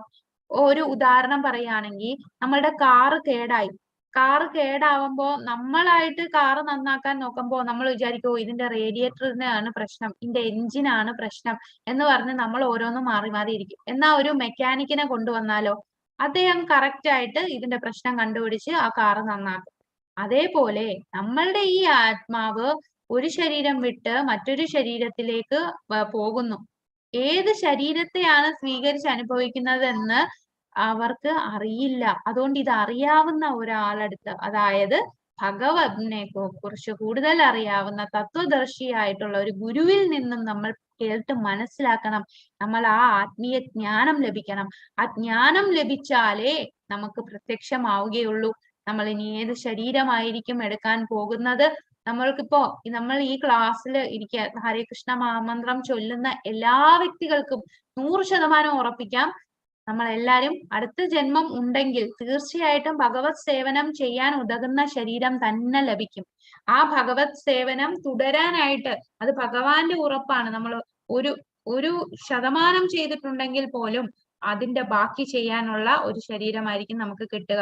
അപ്പൊ ഒരു മനുഷ്യ ജന്മം തീർച്ചയായിട്ടും നമുക്ക് കിട്ടും. അത് ഏത് ജന്മത്താണ് ആ ഒരു മനുഷ്യജന്മം കിട്ടുമ്പോൾ എപ്പോഴെങ്കിലും നമുക്ക് ആ ഭഗവത് സേവനം ചെയ്യാനുള്ള ഒരു അവസരം കിട്ടുന്ന ജന്മം തന്നെയായിരിക്കും. പക്ഷെ മൂഢന്മാർക്ക് അതറിയില്ല. അവരെന്താ വിചാരിക്കുക, മരിച്ചു കഴിഞ്ഞാൽ എല്ലാം തീർന്നു, പിന്നെ ഒന്നുമില്ല എന്നാണ് കരുതുന്നത്. യതന്തോ യോഗിനശ്ചൈനം പശ്യന്താത്മനവ്യവസ്ഥിതം യതന്തോ പ്രകൃതാത്മാനോ നൈനം പശ്യന്തി ചേതസഃ. ആത്മസാക്ഷാത്കാരം ലഭിച്ച് എപ്പോഴും യത്നിച്ചുകൊണ്ടേയിരിക്കുന്ന അതീന്ദ്രിയവാദികൾക്ക് ഇതെല്ലാം വ്യക്തമായി കാണാൻ കഴിയും. അപ്പോ ആത്മസാക്ഷാത്കാരം ലഭിച്ച ആളുകൾക്ക് മാത്രമേ ഇതെല്ലാം കാണാൻ സാധിക്കൂ. മനോവികാസം പ്രാപിക്കാത്തവർക്കും ആത്മസാക്ഷാത്കാരം ലഭിക്കാത്തവർക്കും ശ്രമിച്ചാലും എന്താണ് സംഭവിക്കുന്നതെന്ന് കാണാൻ കഴിയില്ല. ആത്മസാക്ഷാത്കാരം ലഭിക്കാത്ത ഒരു വ്യക്തിക്ക് അവർ ശ്രമിച്ചാലും അത് കഴിയില്ല. അപ്പൊ ഈ ആത്മസാക്ഷാത്കാരം ലഭിക്കാൻ നമ്മൾ എല്ലാരും ക്ഷേത്രത്തിൽ പോകുന്നുണ്ട്. ആധ്യാത്മിക ജ്ഞാനം നമുക്ക് പല റിലിജിയൻ എടുക്കാം. ഇപ്പൊ ഒരു ക്രിസ്ത്യാനിറ്റിയിലുള്ള വ്യക്തിയാണെന്നുണ്ടെങ്കിൽ അവരെല്ലാ ഞായറാഴ്ചയും അവര് പള്ളിയിൽ പോകുന്നുണ്ട്. അവര് ആ പള്ളിയിൽ പോകുന്നു, അവിടെ പള്ളിയിൽ അച്ഛൻ അവർക്ക് ആ ജ്ഞാനം പകർന്നു കൊടുക്കുന്നുണ്ട്. അവരുടെ സ്ക്രിപ്റ്റേഴ്സിലുള്ള ബൈബിളിലുള്ള കാര്യങ്ങൾ പറഞ്ഞു പഠിപ്പിക്കും. പക്ഷെ നമ്മളൊക്കെ ക്ഷേത്രത്തിൽ പോകുന്നത് എന്താണ്, ചുമ്മാ പോകും, തൊഴുതിട്ട് എന്തെങ്കിലും പൂജകൾ നടത്തും, എന്നിട്ട് തിരിച്ചു വരും. അവിടെ എവിടെയാണ് ആത്മജ്ഞാനം കിട്ടുന്നത്? ഒരു ക്ഷേത്രങ്ങളിൽ പോലും അതിനുള്ള ഒരു മുൻകൈ എടുത്തിട്ടില്ല. എന്നാൽ ഇസ്കോൺ എന്ന ആ പ്രഭുപാദരുടെ കാരുണ്യം കൊണ്ട്, ഇസ്കോൺ വന്നതുകൊണ്ട് ഈ ഒരു ജ്ഞാനം നമുക്ക് കിട്ടി. അല്ലാതെ വേദജ്ഞാനം തരുന്ന ക്ഷേത്രങ്ങളില്ല. അപ്പോ ഇവിടെ ശ്രീമദ് ഭാഗവതത്തിന്റെ ക്ലാസ്, അതുപോലെ ഭഗവത്ഗീതയുടെ ഒക്കെ ക്ലാസ് ഉള്ളത് കൊണ്ട് നമുക്ക് മനസ്സിലാകുന്നുണ്ട് എന്താണ് നമുക്ക് സംഭവിക്കുക, നമ്മൾ ആരാണ് എന്ന്. അപ്പോ ആരെ കണ്ടാലും നമ്മൾ എന്ത് ചെയ്യണം? ചൈതന്യ മഹാപ്രഭു പറഞ്ഞിട്ടുണ്ട്, പ്രത്യേക ഉപദേശം കൊടുത്തതാണ്. ആരെ കണ്ടാലും നിങ്ങൾ ഈ ജ്ഞാനം, കുറച്ചെങ്കിലും നമ്മൾ ജ്ഞാനം ഉള്ളവരാണെങ്കിൽ നമ്മൾ ആ ജ്ഞാനം മറ്റുള്ളവർക്ക് പറഞ്ഞു കൊടുക്കണം. ചില ആൾക്കാർക്ക് എന്തെങ്കിലും ഒരു മരണം, വീട്ടിൽ മരണം വല്ലതും സംഭവിക്കും, അല്ലെ മരണ വീട്ടിൽ പോകുമ്പോ ആ സമയത്ത് ഇത്രയേ ഉള്ളൂ ജീവിതം, ഇവിടെ കൊണ്ടെല്ലാം തീരുകയാണ്, ഇതൊക്കെ വെറുതെയാണെന്നൊക്കെ പറയും. 2 ദിവസം കഴിഞ്ഞാലോ വീണ്ടും അവര് പഴയ പോലെ ഭൗതികതയിൽ ആസക്തരായിട്ട് ജീവിക്കുകയാണ് ചെയ്യുന്നത്. എന്നാൽ ആ ആത്മജ്ഞാനം തത്വദർശിയായിട്ടുള്ള ആത്മസാക്ഷാത്കാരം ലഭിച്ച വ്യക്തികളിൽ നിന്ന് നമ്മൾ മനസ്സിലാക്കണം. അങ്ങനെയുള്ളവരിൽ നിന്ന് മനസ്സിലാക്കിയാൽ മാത്രമേ നമുക്ക് ഈ ഭൗതിക ബന്ധനത്തിൽ നിന്ന് മുക്തി ലഭിക്കുകയുള്ളൂ. യഥാദിത്യഗതം തേജോ ജഗത് ഭാസയതേഖിലം യച്ഛന്ദ്രമസി യച്ഛാഗ്നൗ തദ്ദേജോ വിദ്ധി മാമകം. പ്രപഞ്ചത്തിലെ അന്ധകാരം അത്രയും നീക്കി അതിനെ ശോഭാമയമാനമാക്കുന്ന സൂര്യന്റെ തേജസ് എന്നിൽ നിന്നാണ് വരുന്നത്. ചന്ദ്രന്റെയും അഗ്നിയുടെയും തേജസ്സുകൾ എന്നിൽ നിന്ന് തന്നെ വരുന്നവയാണ്. അപ്പൊ നമ്മൾ നേരത്തെ പറഞ്ഞ പോലെ ഭഗവാനാണ് ഇതിനെല്ലാം പരിപാലിക്കുന്നത്. ഒരു ചെടി, ഒരു സസ്യം വളരണമെങ്കിൽ എന്ത് വേണം? പറഞ്ഞോളൂ. ഒരു ചെടി വളരണമെങ്കിൽ എവിടെ അനന്തു എവിടെ പറയൂ. അനന്തു സ്കൂളിലൊക്കെ പഠിക്കണല്ലേ? സൂര്യപ്രകാശം വേണം. ആ, സൂര്യപ്രകാശം വേണം, പിന്നെ മണ്ണ് വേണം, വെള്ളം വേണം അല്ലേ?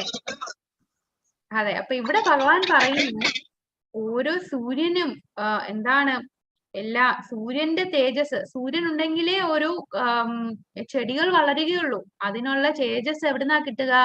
ഭഗവാനിൽ നിന്നാണ് കിട്ടുന്നത്. ഭഗവാന്റെ ആ ബ്രഹ്മജ്യോതിയിൽ നിന്നാണ് റിഫ്ലക്ട് ചെയ്താണ് സൂര്യന് ആ പ്രകാശം കിട്ടുന്നത്. ഇനി ചന്ദ്രന്റെ ഉപയോഗം എന്താണെന്നറിയോ? നമ്മളെല്ലാരും വെജിറ്റബിൾസ് കഴിക്കുന്നുണ്ട്. ഈ വെജിറ്റബിൾസിനുള്ള ഈ പച്ചക്കറികൾക്കെല്ലാം മലക്കറി വാങ്ങിക്കുമല്ലോ. അപ്പൊ അതിനൊക്കെ ഒരു രുചിയുണ്ട്. ആ ടേസ്റ്റ് തരുന്നത് ഈ നിലാവിന്റെ വെളിച്ചം കാരണമാണ്.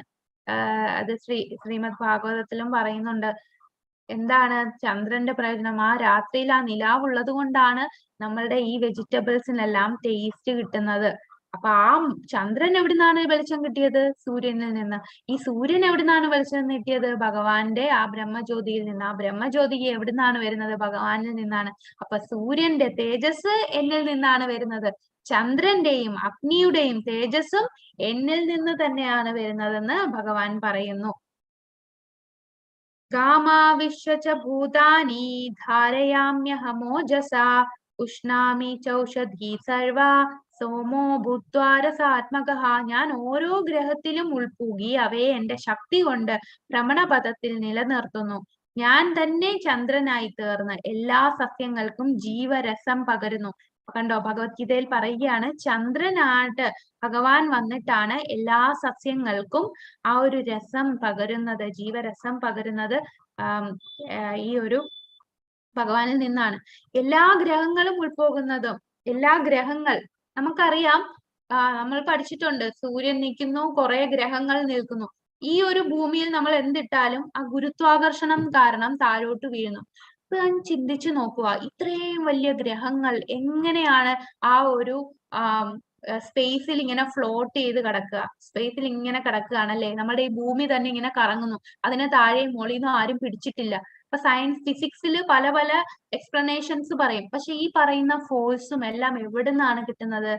ഓരോ ഗ്രഹത്തിലും ഉൾപ്പൂകി അവയെ എന്റെ ശക്തി കൊണ്ടാണ് ഭ്രമണപഥത്തിൽ നിലനിർത്തുന്നത്. അപ്പൊ ഈ ഭൂമി, ഈ ഭ്രമണപഥത്തിൽ അത് കറങ്ങുന്നത് ആരുടെ ശക്തിയാണ്? ഭഗവാന്റെ ശക്തിയാണെന്ന് ഭഗവാൻ തന്നെ പറയുന്നു. ഓരോ ഗ്രഹങ്ങളും, ഭൂമി മാത്രമല്ല മറ്റുള്ള എല്ലാ ഗ്രഹങ്ങളെയും ആ ഒരു ഭ്രമണപഥത്തിൽ നിലനിർത്തുന്നത് ഭഗവാന്റെ ശക്തി കാരണമാണ്. ആ ഭഗവാൻ തന്നെയാണ് ചന്ദ്രനായി ആ സസ്യങ്ങൾക്കെല്ലാം ജീവരസം പകരുന്നത്. അഹം വൈശ്വാനരോ ഭൂത്വാ പ്രാണിനാം ദേഹമാശ്രിതഃ പ്രാണാപാന സമായുക്തഃ പശ്യാമ്യന്നം ചതുർവിധം. വൈശ്വാനരോ എന്ന് പറയുന്നത് ദഹനാഗ്നിയാണ്. അപ്പോൾ അഹം, ഞാൻ തന്നെയാണ് എല്ലാ ജീവജാലങ്ങളുടെയും ദഹനാഗ്നി. സകല ജീവജാലങ്ങളിലുമുള്ള ദഹനാഗ്നിയാണ് ഞാൻ. ഉൾക്കൊള്ളുന്നതും പുറത്തു തള്ളുന്നതും പ്രാണവായുവിനോട് ചേർന്ന് ഞാൻ 4 വിധത്തിലുള്ള ആഹാരങ്ങളെയും ദഹിപ്പിക്കുന്നു. നമ്മൾ എല്ലാവരും ആഹാരം കഴിക്കുന്നുണ്ട്. 4 വിധത്തിലുള്ള ആഹാരം എന്ന് പറഞ്ഞാൽ പിഴുങ്ങുന്ന ടൈപ്പ് ആഹാരം കാണും, ചവച്ചരച്ച് കഴിക്കുന്നത് കാണും, നക്കി കുടിക്കുന്നത് കാണും, പിന്നെ നമ്മൾ ഊറി വലിച്ചു കുടിക്കുന്ന കാണും. അങ്ങനെ 4 തരത്തിലുണ്ട്. ഈ 4 തരത്തിലുള്ള ആഹാരങ്ങൾ നമ്മൾ എന്ത് കഴിക്കുന്നതും ദഹിക്കുന്നു. ആ ദഹനശേഷിയുണ്ട്. നമ്മൾ അറിയുന്നില്ലല്ലേ, നമ്മൾ കഴിക്കുന്നു, എല്ലാ ദിവസവും നമ്മൾ ഓട്ടോമാറ്റിക് ആയിട്ട് അത് ദഹിച്ചു പോവുകയാണ്. അപ്പൊ ആ ദഹനത്തിന്റെ അഗ്നി, അത് വൈശ്വാനരോ, അതാണ് ഭഗവാൻ. ദഹനാഗ്നിയാണ് ഞാൻ. ഭഗവാൻ പറയാണ് എല്ലാ ജീവജാലങ്ങളിലുമുള്ള ആ ദഹനാഗ്നി, ആ ഒരു ദഹനാഗ്നി ഉള്ളത് കൊണ്ടാണ് നന്നായിട്ട് നടക്കുന്നത്. നമുക്ക് ഉൾക്കൊള്ളുന്നതും പുറത്തു തള്ളുന്നതുമായ പ്രാണവായുവിനോട് ചേർന്ന് ഞാൻ 4 വിധത്തിലുള്ള ആഹാരങ്ങളെയും ദഹിപ്പിക്കുന്നു. അപ്പൊ ആ വായുവായിട്ട് ചേർന്നാണ് ദഹനാഗ്നി ഈ ആഹാരങ്ങളെല്ലാം ദഹിപ്പിക്കുന്നത്. ഇത് വളരെ ഇമ്പോർട്ടന്റ് ഉള്ള ശ്ലോകമാണ് ഈ ഒരു അധ്യായത്തിലെ. സർവസ്യ ചാഹം ഹൃദി സന്നിവിഷ്ടോ മത്ത സ്മൃതി ജ്ഞാനമപോഹനം ച വേദൈശ്ച സർവൈരഹമേവ വേദ്യോ വേദാന്തകൃത് വേദവിദേവ ചാഹം. എല്ലാരും ഒന്ന് ചൊല്ലാമോ ഈ ശ്ലോകം? ഇത് അത്രയും ഇമ്പോർട്ടന്റ് ആയിട്ടുള്ള ശ്ലോകമാണ്. സർവസ്യ ചാഹം ഹൃദി സന്നിവിഷ്ടോ മത്തസ്മാനമപ്പോഹനം ച വേദൈശ്ച സർവൈരഹ ഏവ വിദ്യോ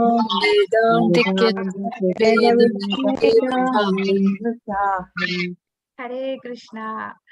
അതെ, സർവസ്യ ചാഹം ഹൃദി സന്നിവിഷ്ടോ, ജീവികളുടെയും ഹൃദി സന്നിവിഷ്ടോ, ഹൃദയത്തിൽ ഞാൻ വാഴുന്നു. മഥ സ്മൃതി ജ്ഞാനം. മഥ എന്ന് പറഞ്ഞാൽ നമ്മളുടെ മറവി, സ്മൃതി എന്ന് പറഞ്ഞാൽ ഓർമ്മ, ജ്ഞാനം എന്ന് പറഞ്ഞാൽ അറിവ്. ഈ 3 കാര്യങ്ങൾ, മഥ, മറവി, സ്മൃതി, ഓർമ്മ, ജ്ഞാനം, അറിവ്, സ്മരണയും ജ്ഞാനവും മറവിയും എന്നിൽ നിന്നാണ് ഉളവാകുന്നത്. അപോഹനം ച വേദേശ സർവൈരഹമേവ വേദ്യം, എല്ലാ വേദങ്ങളുടെയും അറിയേണ്ടത് എന്നെ തന്നെ. വേദേശ സർവൈരഹമേവ വേദ്യോ വേദാന്തകൃത് വേദവിദേഹ ചാഹം. വേദമുണ്ടാക്കിയതും വേദങ്ങളെ അറിയുന്നതും ഞാനാണ്. വേദങ്ങൾ അറിയേണ്ടതും എന്നെ തന്നെയാണ്, ഭഗവാനെയാണ് അറിയേണ്ടത്. അപ്പോ ഇത് പറയുന്നു. അപ്പൊ എത്രയൊക്കെ വേദം പഠിച്ചാലും എനിക്ക് ആ വേദം അറിയാം, ഈ വേദം അറിയാം. അപ്പൊ ആ വേദം അറിയാവുന്ന ഒരാൾ ചോദിച്ചു നോക്കൂ, ശരി നിങ്ങൾക്ക് വേദങ്ങളൊക്കെ അറിയാവുന്നതല്ലേ, ആരാണ് പരമദിവ്യോത്തമ പുരുഷൻ എന്ന് ചോദിച്ചാൽ അവരാരെ പറയും? അവർക്കറിയില്ല. അവർക്ക് മഹാവിഷ്ണു ആണെന്ന് പറയും, കൃഷ്ണനാന്ന് അവർക്കറിയില്ല. അപ്പോ ഭഗവാൻ ഭഗവത്ഗീതയിൽ പറയുന്നുണ്ട്, എല്ലാ വേദങ്ങളിലും അറിയേണ്ടത് എന്നെ തന്നെയാണ്. ഇതൊന്നും അറിയാതെ വേദം പഠിച്ചിട്ട് ഒരു കാര്യമില്ല. വേദത്തിന്റെ കൺക്ലൂഷൻ, ഈ വേദങ്ങൾ കുറച്ച് അറിഞ്ഞിട്ടും കാര്യമില്ല, അതിന്റെ കൺക്ലൂഷൻ എന്താണ്? അത് എന്നെയാണ് അറിയേണ്ടത്, ഭഗവാനെയാണ് അറിയേണ്ടത്. വേദം ഉണ്ടാക്കിയത് ആരാണ്? അത് ഭഗവാനാണ്. അപ്പോ എല്ലാ വേദങ്ങളെയും ഭഗവാൻ ഉണ്ടാക്കുന്നു, എല്ലാ ഭേദങ്ങളും അറിയേണ്ടതും ഭഗവാനെ തന്നെയാണ്. അതാണ് ലാസ്റ്റ് 2 ലൈൻ പറയുന്നത്. പിന്നെന്താ ഭഗവാൻ പറയുന്നത്? എല്ലാവരുടെ ഹൃദയത്തിലും പരമാത്മാവായി ഭഗവാൻ വാഴുന്നു. എല്ലാവരുടെ ഹൃദയത്തിലും ഉണ്ട് ഭഗവാൻ. മത്ത സ്മൃതി ജ്ഞാനം അപോഹനം ച, ഈ നമുക്കുണ്ടാവുന്ന ഓർമ്മ, നമ്മൾക്കുണ്ടാവുന്ന മറവി, നമ്മളുടെ ജ്ഞാനം, ഇതെല്ലാം ഭഗവാൻ തന്നെയാണ് തരുന്നത്. എല്ലാം ഭഗവാനിൽ നിന്നാണ് ഉളവാകുന്നത്. നമുക്ക് മറവി, നമുക്ക് അറിയില്ലല്ലേ കഴിഞ്ഞ ജന്മം നമ്മൾ ആരായിരുന്നു എന്ന്. ആ മറവി ഭഗവാനാണ് തന്നത്. നമുക്ക് അമ്മയുടെ വയറ്റിലുണ്ടായിരുന്നപ്പോ ഉള്ള കാര്യങ്ങളൊന്നും നമുക്ക് ഓർമ്മയില്ല, കുഞ്ഞിലെ ഉള്ള കാര്യങ്ങളൊന്നും നമുക്ക് ഓർമ്മയില്ല. ആ മറവിയെല്ലാം ഭഗവാനിൽ നിന്നാണ് ഉളവാകുന്നത്. അപ്പോ നമ്മൾ ആത്മാവാണ് എന്നുള്ളതും നമ്മൾ മറക്കുന്നു. അതിൽ നിന്ന് നമ്മൾ ജ്ഞാനം വരണം. ഒരു ഗുരുവിന്റെ പ്രസൻസോട് കൂടി നമ്മൾ ആ ജ്ഞാനം ഉണ്ടാക്കുക. അപ്പൊ ജ്ഞാനം എന്ന് പറയുന്നത് നമ്മളുടെ ഉള്ളിലുള്ള ഭഗവാൻ തന്നെ ആ ജ്ഞാനം നമുക്ക് തരും. ചൈത്യ ഗുരുവാണ്. ചൈത്യ ഗുരു പരമാത്മാവായിട്ട് നമ്മളുടെ ഉള്ളിലുള്ള ഭഗവാനാണ് നമുക്ക് ആദ്യം ജ്ഞാനം തരുന്നത്. പിന്നീട് ആ പരമാത്മാവായ ഭഗവാൻ തന്നെ നമുക്ക് ഈ ജ്ഞാനം കിട്ടുന്ന സ്ഥലത്തോട്ട് നമ്മളെ കൊണ്ടുപോകും. അപ്പൊ പലരും വിചാരിക്കും എനിക്ക് ആക്സിഡന്റൽ ആയിട്ടാണ് എനിക്ക് ഈ ഒരു ലിങ്ക് കിട്ടിയത്, എനിക്ക് ഈ ഭഗവത്ഗീത ക്ലാസ്, എനിക്ക് ഇങ്ങനൊരു അവസരം കിട്ടിയതെന്ന് ചിന്തിക്കും. ശരിക്കും അത് ആരാണ് നമ്മളെ കൊണ്ടെത്തിച്ചത്? ഈ ജ്ഞാനം നമുക്ക് കിട്ടാനായിട്ട് ഭഗവാൻ തന്നെ ഉളവാക്കിയതാണ്. ആ ചൈത്യ ഗുരുവായ പരമാത്മാവ് നമ്മളെ ആ ഡയറക്ഷനിലോട്ട് കൊണ്ടുവരികയാണ് ചെയ്തത്. ഇനി ഓർമ്മ. ഇപ്പൊ ഓർമ്മ എന്ന് പറയുമ്പോ കഴിഞ്ഞ ജന്മത്തില് നമുക്ക് ഓർമ്മയില്ല. പക്ഷേ നമുക്ക് കാണാം ചില കുട്ടികളൊക്കെ ചെറുപ്രായത്തിൽ തന്നെ അസാധ്യമായിട്ട് പാട്ട് പാടുന്നു, അസാധ്യമായി ഡാൻസ് കളിക്കുന്നു. ആ ചെറുപ്രായത്തിൽ ചിലര് സ്പോർട്സിലൊക്കെ ഭയങ്കര ടാലന്റഡ് ആണ്. അതൊക്കെ എന്തുകൊണ്ടാണ്? അവരതൊന്നും പ്രാക്ടീസ് ചെയ്യാതെ തന്നെ ചെയ്യാൻ പറ്റിയത്? കഴിഞ്ഞ ജന്മത്തിന്റെ ബാക്കിയാണത്. കഴിഞ്ഞ ജന്മത്തിൽ കംപ്ലീറ്റ് ചെയ്യാൻ പറ്റിയില്ല. അവര് സ്പോർട്സിലൊക്കെ നല്ല ഇതായിട്ടുള്ള കുട്ടിയായിരിക്കും. അതുകൊണ്ടാണ് അവർക്ക് ഈ ഒരു ജന്മത്തില് ആ ഒരു ടാലന്റ് അവർക്ക് കിട്ടുന്നത്. അപ്പൊ ആ ഒരു ഓർമ്മ കൊടുക്കുന്നത് ആരാണ്? ഭഗവാനാണ്. കാരണം അവർ ആ ഒരു ആഗ്രഹത്തോടു കൂടിയായിരിക്കും, എനിക്ക് വലിയൊരു സ്പോർട്സ്മാൻ ആകണം എന്നൊരു ആഗ്രഹത്തോടു കൂടിയായിരിക്കും ആ ആത്മാവ് ആ ശരീരം വെടിഞ്ഞത്. ആ ആഗ്രഹം സാധിക്കാൻ അതിന് പറ്റിയ ഒരു ശരീരം ഭഗവാൻ കൊടുക്കുകയാണ്. എന്നിട്ട് ആ ശരീരത്തിൽ കയറി അതിനൊരു ഓർമ്മ കിട്ടുകയാണ്. അപ്പൊ ഈ ഓർമ്മ കൊടുക്കുന്നതും ഭഗവാൻ തന്നെ, എല്ലാം മറവി തരുന്നതും ഭഗവാൻ തന്നെ.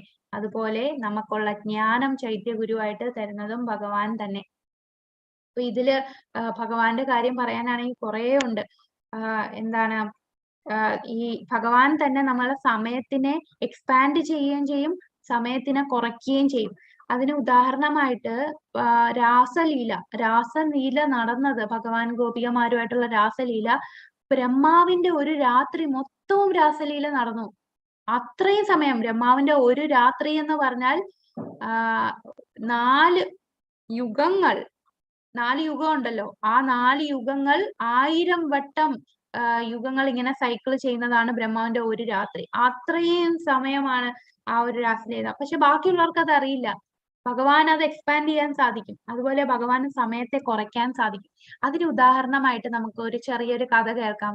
അതായത് ബദരീനാഥ് അറിയാലോ, അവിടെ 6 മാസം മാത്രമേ പൂജ നടക്കുകയുള്ളൂ. കാരണം ഭയങ്കര തണുപ്പാണ്. ബാക്കി 6 മാസം തീർത്ഥാടനം ഒന്നും ഇല്ല.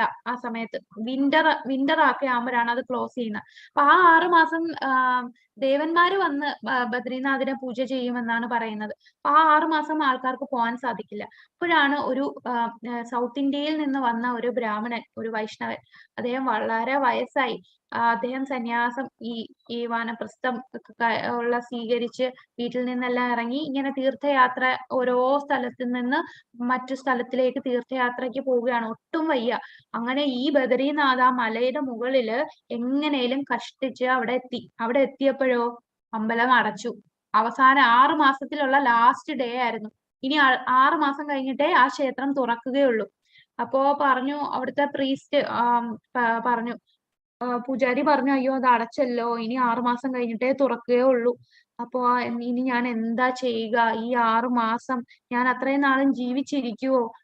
ഒരു എന്ത് ചെയ്യണമെന്നറിയാതെ ഇരുന്നപ്പോഴാണ് അപ്പോ ഒരു ഭടൻ അവിടെ വന്നു. ഭടൻ വന്നിട്ട് ചോദിക്കും, എന്താ അങ്ങ് ഇങ്ങനെ ഇവിടെ ഇരിക്കുന്നത്? അപ്പൊ പറയും, ഞാൻ ഇങ്ങനെ വന്നതാണ്, ക്ഷേത്രം ഇനി 6 മാസം കഴിഞ്ഞേ അടയ്ക്കുള്ളൂ. അപ്പം പറഞ്ഞു, അത്രേ ഉള്ളൂ, അതിനെന്താണ്, എന്റെ അടുത്ത് താമസിക്കാലോ, നമുക്ക് കുറച്ചു നേരം കളിക്കാം എന്നൊക്കെ പറഞ്ഞ് അവിടെ ആ ഭടൻ നമ്മുടെ ആ ബ്രാഹ്മണനെ, ആ വൈഷ്ണവനെ വിളിച്ച് കാര്യമൊക്കെ പറഞ്ഞ് അവിടെ കിടന്ന് ഉറങ്ങിക്കോളൂ എന്ന് പറഞ്ഞു. അങ്ങനെ അദ്ദേഹം എണീറ്റപ്പോഴത്തേക്കും അവിടെ പൂജയുള്ള ദിവസമായി.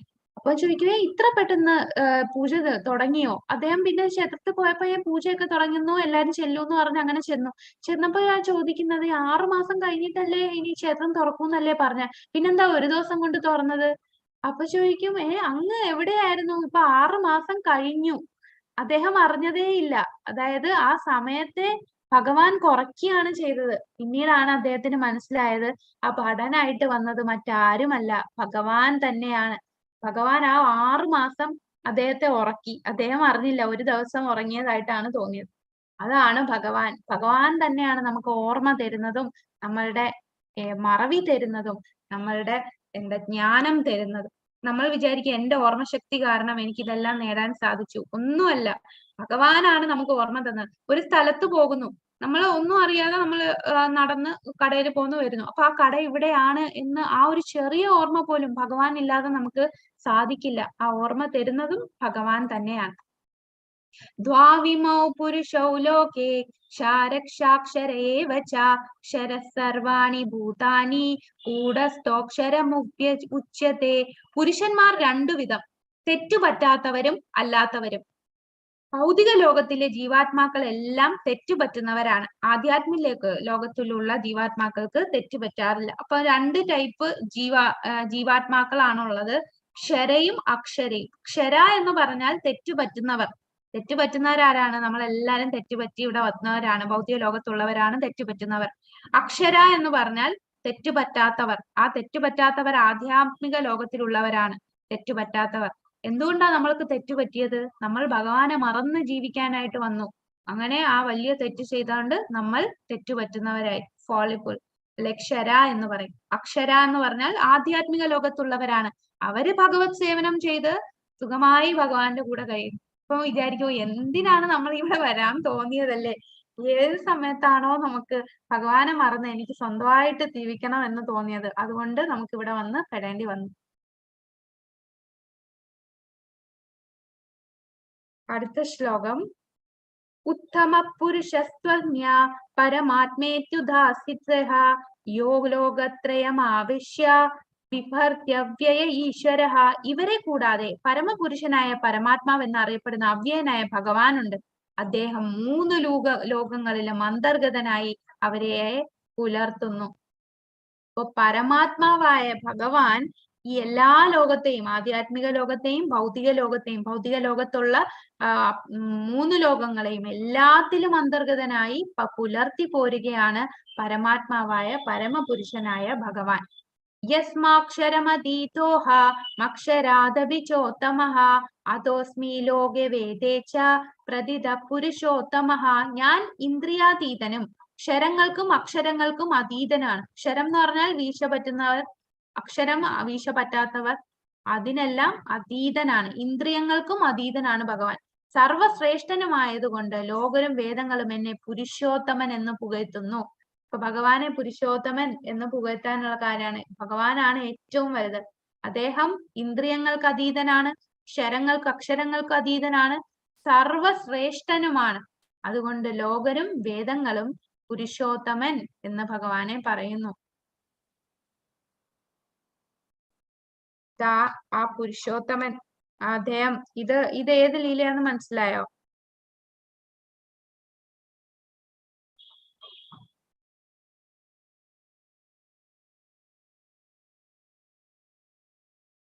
ഹരേ കൃഷ്ണ. സ്ക്രീൻ കാണുന്നുണ്ടോ?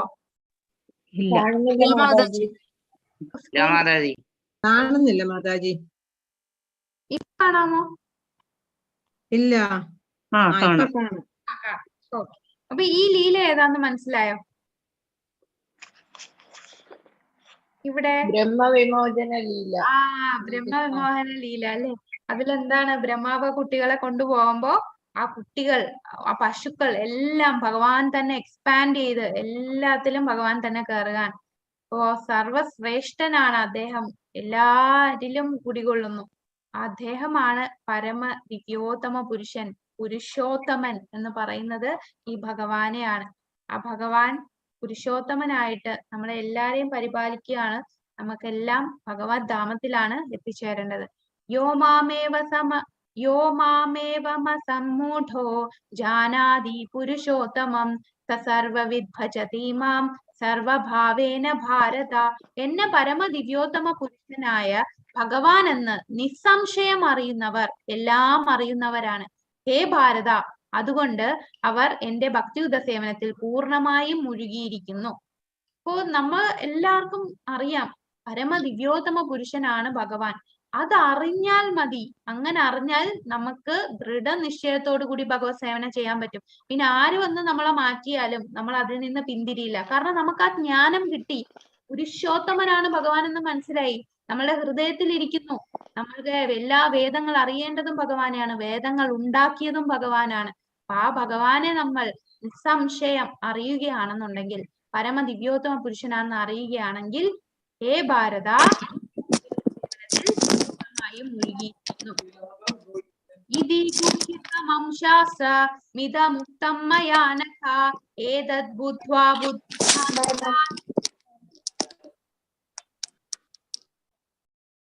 ഹരേ കൃഷ്ണ. ഏതദ് ബുദ്ധാ ബുദ്ധിമാൻ സ്യാത് കൃതകൃത്യശ്ച ഭാരത. ഹേ പാപരഹിത, ഞാൻ ഇപ്പോൾ ഉപദേശിച്ച ഈ ജ്ഞാനം വേദഗ്രന്ഥങ്ങളിലെ അതിരഹസ്യമായ ഭാഗമാണ്. ഇതറിയുന്നവർ ബുദ്ധിശാലികളാവും, അവരുടെ പ്രയത്നങ്ങൾക്ക് പൂർണ്ണത കൈവരും. അപ്പൊ ഭഗവാൻ ഇവിടെയും ഒരു രഹസ്യമാണ് നമുക്ക് പറഞ്ഞു തന്നത്. ഭഗവാൻ പരമ ദിവ്യോത്തമ പുരുഷനാണെന്ന് പറഞ്ഞു, അദ്ദേഹത്തിന്റെ ധാമം എങ്ങനെയുള്ളതാണെന്ന് പറഞ്ഞു. നമ്മൾ എല്ലാം അറിയേണ്ടത് ആ ഭഗവാനെയാണെന്ന് പറഞ്ഞു. ആ ഭഗവാനെ അറിഞ്ഞാൽ നമുക്ക് നമ്മളുടെ ഭൗതികതയിൽ നിന്ന് വിരക്തി ഉണ്ടാക്കാം. അങ്ങനെ വിരക്തിയിൽ കൂടെ ഭഗവത് ധാമത്തിൽ നമുക്ക് എത്തിച്ചേരാം. ഭക്തിയുത സേവനം ചെയ്ത് ഭഗവത് ധാമത്തിൽ എത്തിച്ചേരാം. അപ്പോ ഈ ജ്ഞാനം അറിയുന്നവർ ബുദ്ധിശാലികളാവും, അവരുടെ പ്രയത്നങ്ങൾക്ക് പൂർണ്ണത കൈവരികയും ചെയ്യും. പരമപുരുഷന്റെ ഈ തത്വശാസ്ത്രം പഠിച്ചറിഞ്ഞ് ഭഗവത് സേവന നിരതരായവർക്ക് ഭൗതിക പ്രകൃതിയുടെ ത്രിഗുണങ്ങളുടെ ബാധയിൽ നിന്നൊഴിയാം. അപ്പൊ നമുക്ക് സത്വ രജസ് തമോ ഗുണത്തിൽ നിന്നൊഴിയാൻ നമ്മൾ ഈ ഭഗവാന്റെ ഈ ശാസ്ത്രം മനസ്സിലാക്കി ഭക്തിയുത സേവനം ചെയ്താൽ മതി. ആധ്യാത്മികമായൊരു ജ്ഞാനത്തിന്റെ പ്രക്രിയയാണ് ഭക്തിപൂർവമായ ഭഗവത് സേവനം. അത് നടത്തുന്നിടത്ത് ഭൗതിക മാലിന്യം നിൽക്കുന്നില്ല. നമ്മൾ ഭക്തിയുതമായി എന്തൊക്കെ ചെയ്യുന്നോ നമ്മൾ ഭഗവാനെ കുറിച്ച് കേൾക്കുന്നു, ഭഗവാനെ കുറിച്ച് പഠിക്കുന്നു, ഭഗവാനെ കുറിച്ച് വായിക്കുന്നു, ഭഗവാന്റെ നാമം ചൊല്ലുന്നു, എല്ലാം എന്തൊക്കെ ചെയ്യുന്നോ അവിടെ ഒരിക്കലും ഭൗതിക മാലിന്യം നിൽക്കില്ല. ഭഗവത് സേവനവും ഭഗവാനും ആധ്യാത്മികമായത് കൊണ്ട് തന്നെയാണിത്. ഭഗവാന്റെ ആന്തരംഗ ശക്തിയാലാണ് ഭക്തിയുത സേവനം നടക്കുന്നത്. അപ്പൊ ആ ഒരു ഭഗവാന്റെ ആന്തരംഗ ശക്തി ആരാണ്? ആരാണ് ഭഗവാന്റെ ആന്തരംഗ ശക്തി? രാധാറാണി. ശ്രീമതി രാധാറാണി. ആ രാധാറാണിയുടെ കാരുണ്യം കൊണ്ടാണ് ശരിക്കും നമുക്ക് ഈ സേവനം നടത്താൻ സാധിക്കുന്നത്. അപ്പൊ ആ രാധാറാണി ആ ഒരു കൃപ തരികയാണ്. ആ കൃപ കൊണ്ടാണ് നമുക്ക് ഈ ഭഗവത്ഗീത ഇപ്പൊ തന്നെ നമ്മൾ 15 ദിവസം, ഈ 15 ആദ്യത്തെ ദിവസമൊക്കെ കുറെ ആൾക്കാർ കാണും. ഇപ്പൊ ഇനി കുറച്ച് ദിവസം കൂടെ ഉള്ളൂ അവസാനം വരെ നിൽക്കാൻ പറ്റുന്നത് ആ രാധാറാണിയുടെ ആ ഒരു കൃപ കൊണ്ടാണ്. ആ ശക്തിയാലാണ് നമുക്ക് ഭക്തിയുത സേവനം നടക്കുന്നത്. ബുദ്ധിമാനും വിശുദ്ധനുമാവാനായി ഏതൊരാളും കൃഷ്ണാബോധം ഉൾക്കൊള്ളുകയും ഭഗവത് സേവനം അനുഷ്ഠിക്കുകയും വേണം. ബുദ്ധിമാനും വിശുദ്ധനുമാവാനായി നമുക്ക് ബുദ്ധിയുള്ളവർ, ചിലര് പറയും മണ്ടന്മാരാണ്, വേറെ ഒരു പണിയില്ലാത്തവരാണ് ഈ ഭക്തിയിൽ പോകുന്നതെന്ന്. പക്ഷെ ഭഗവാൻ തന്നെ പറഞ്ഞിട്ടുണ്ട് ബുദ്ധിമാന്മാർ മാത്രമേ ഇതിൽ വരികയുള്ളൂ എന്ന്. അപ്പൊ മറ്റുള്ളവർ എത്ര ഭൗതികമായിട്ട് എത്ര ബുദ്ധിശാലികളായിട്ടും അവർ ആധ്യാത്മിക സ്വീകരിച്ചില്ല എന്നുണ്ടെങ്കിൽ തീർച്ചയായിട്ടും നമ്മൾ തന്നെയാണ് അവരെക്കാളും ബുദ്ധിമാന്മാർ. നമ്മൾ ബുദ്ധിമാന്മാരും വിശുദ്ധരുമാണ്. അങ്ങനെയുള്ളവർക്ക് മാത്രമേ കൃഷ്ണാബോധം ഉൾക്കൊള്ളാനും ഭഗവാന്റെ ആ സേവനത്തിൽ അനുഷ്ഠിക്കാനും സാധിക്കുക. കൃഷ്ണനെ മനസ്സിലാക്കി ഭക്തിയുത സേവനത്തിൽ ഏർപ്പെടാത്തിടത്തോളം കാലം സാമാന്യ ദൃഷ്ട്യാ ബുദ്ധിമാനായിരുന്നാലും അയാളെ ആ നിലയ്ക്ക് അംഗീകരിക്കാൻ വയ്യ. ഭഗവാൻ തന്നെ പറയുകയാണ്, വലിയ സയന്റിസ്റ്റ് ആണെങ്കിലും ലോകത്തിലെ ഏറ്റവും വലിയ ബുദ്ധിമാനാണ്, IQ ലെവല് ഭയങ്കര ഹൈ ആണ് എന്നൊക്കെ പറഞ്ഞാലും ഭഗവാനെ മനസ്സിലാക്കി ഭക്തിയുത സേവനത്തിൽ ഏർപ്പെട്ടില്ല എന്നുണ്ടെങ്കിൽ അങ്ങനെയുള്ളവരെ ബുദ്ധിമാന്മാരാന്ന് അംഗീകരിക്കാൻ വയ്യ. ഭഗവാൻ പറയുകയാണ്, അങ്ങനെ അംഗീകരിക്കാൻ സാധിക്കുകയില്ല. അപ്പൊ ഭഗവാനെ തന്റെ ഭക്തി കൊണ്ട് മാത്രമേ നമുക്ക് ഭഗവാനെ ധാമത്തിലെത്താൻ, ഭഗവാനെ നമുക്ക് പ്രീതിപ്പെടുത്താൻ പറ്റൂ. ഭഗവാൻ തന്റെ ഭക്തന്റെ അടുത്ത് ഓടി വരികയാണ്. എല്ലാരും എന്നാ നിങ്ങൾ വരിക. പക്ഷെ ഭഗവാന് കൂടുതൽ പ്രിയം തന്റെ ഭക്തന്മാരോടാണ്. ആ ഭക്തന്മാര് അവര് ഏത് രീതിയിലാണെന്ന് നോക്കിയല്ല, അവരുടെ ഉള്ളിലുള്ള ആ ഹൃദയത്തിലുള്ള ഭക്തി മാത്രമേ ഭഗവാൻ നോക്കുന്നേ ഉള്ളൂ. അതാണ് പുരുഷോത്തമ യോഗം. ഹരേ കൃഷ്ണ കൃഷ്ണ കൃഷ്ണ ഹരേ ഹരേ, ഹരേ രാമ രാമ രാമ ഹരേ ഹരേ. ഹരേ കൃഷ്ണ. എല്ലാരും 3 വട്ടം ഹരേ കൃഷ്ണ മഹാമന്ത്രം ചൊല്ലിക്കോളൂ. അത്രയും ഹരേ കൃഷ്ണ ഹരേ കൃഷ്ണ ഹരേ കൃഷ്ണ ഹരേ കൃഷ്ണ കൃഷ്ണ കൃഷ്ണ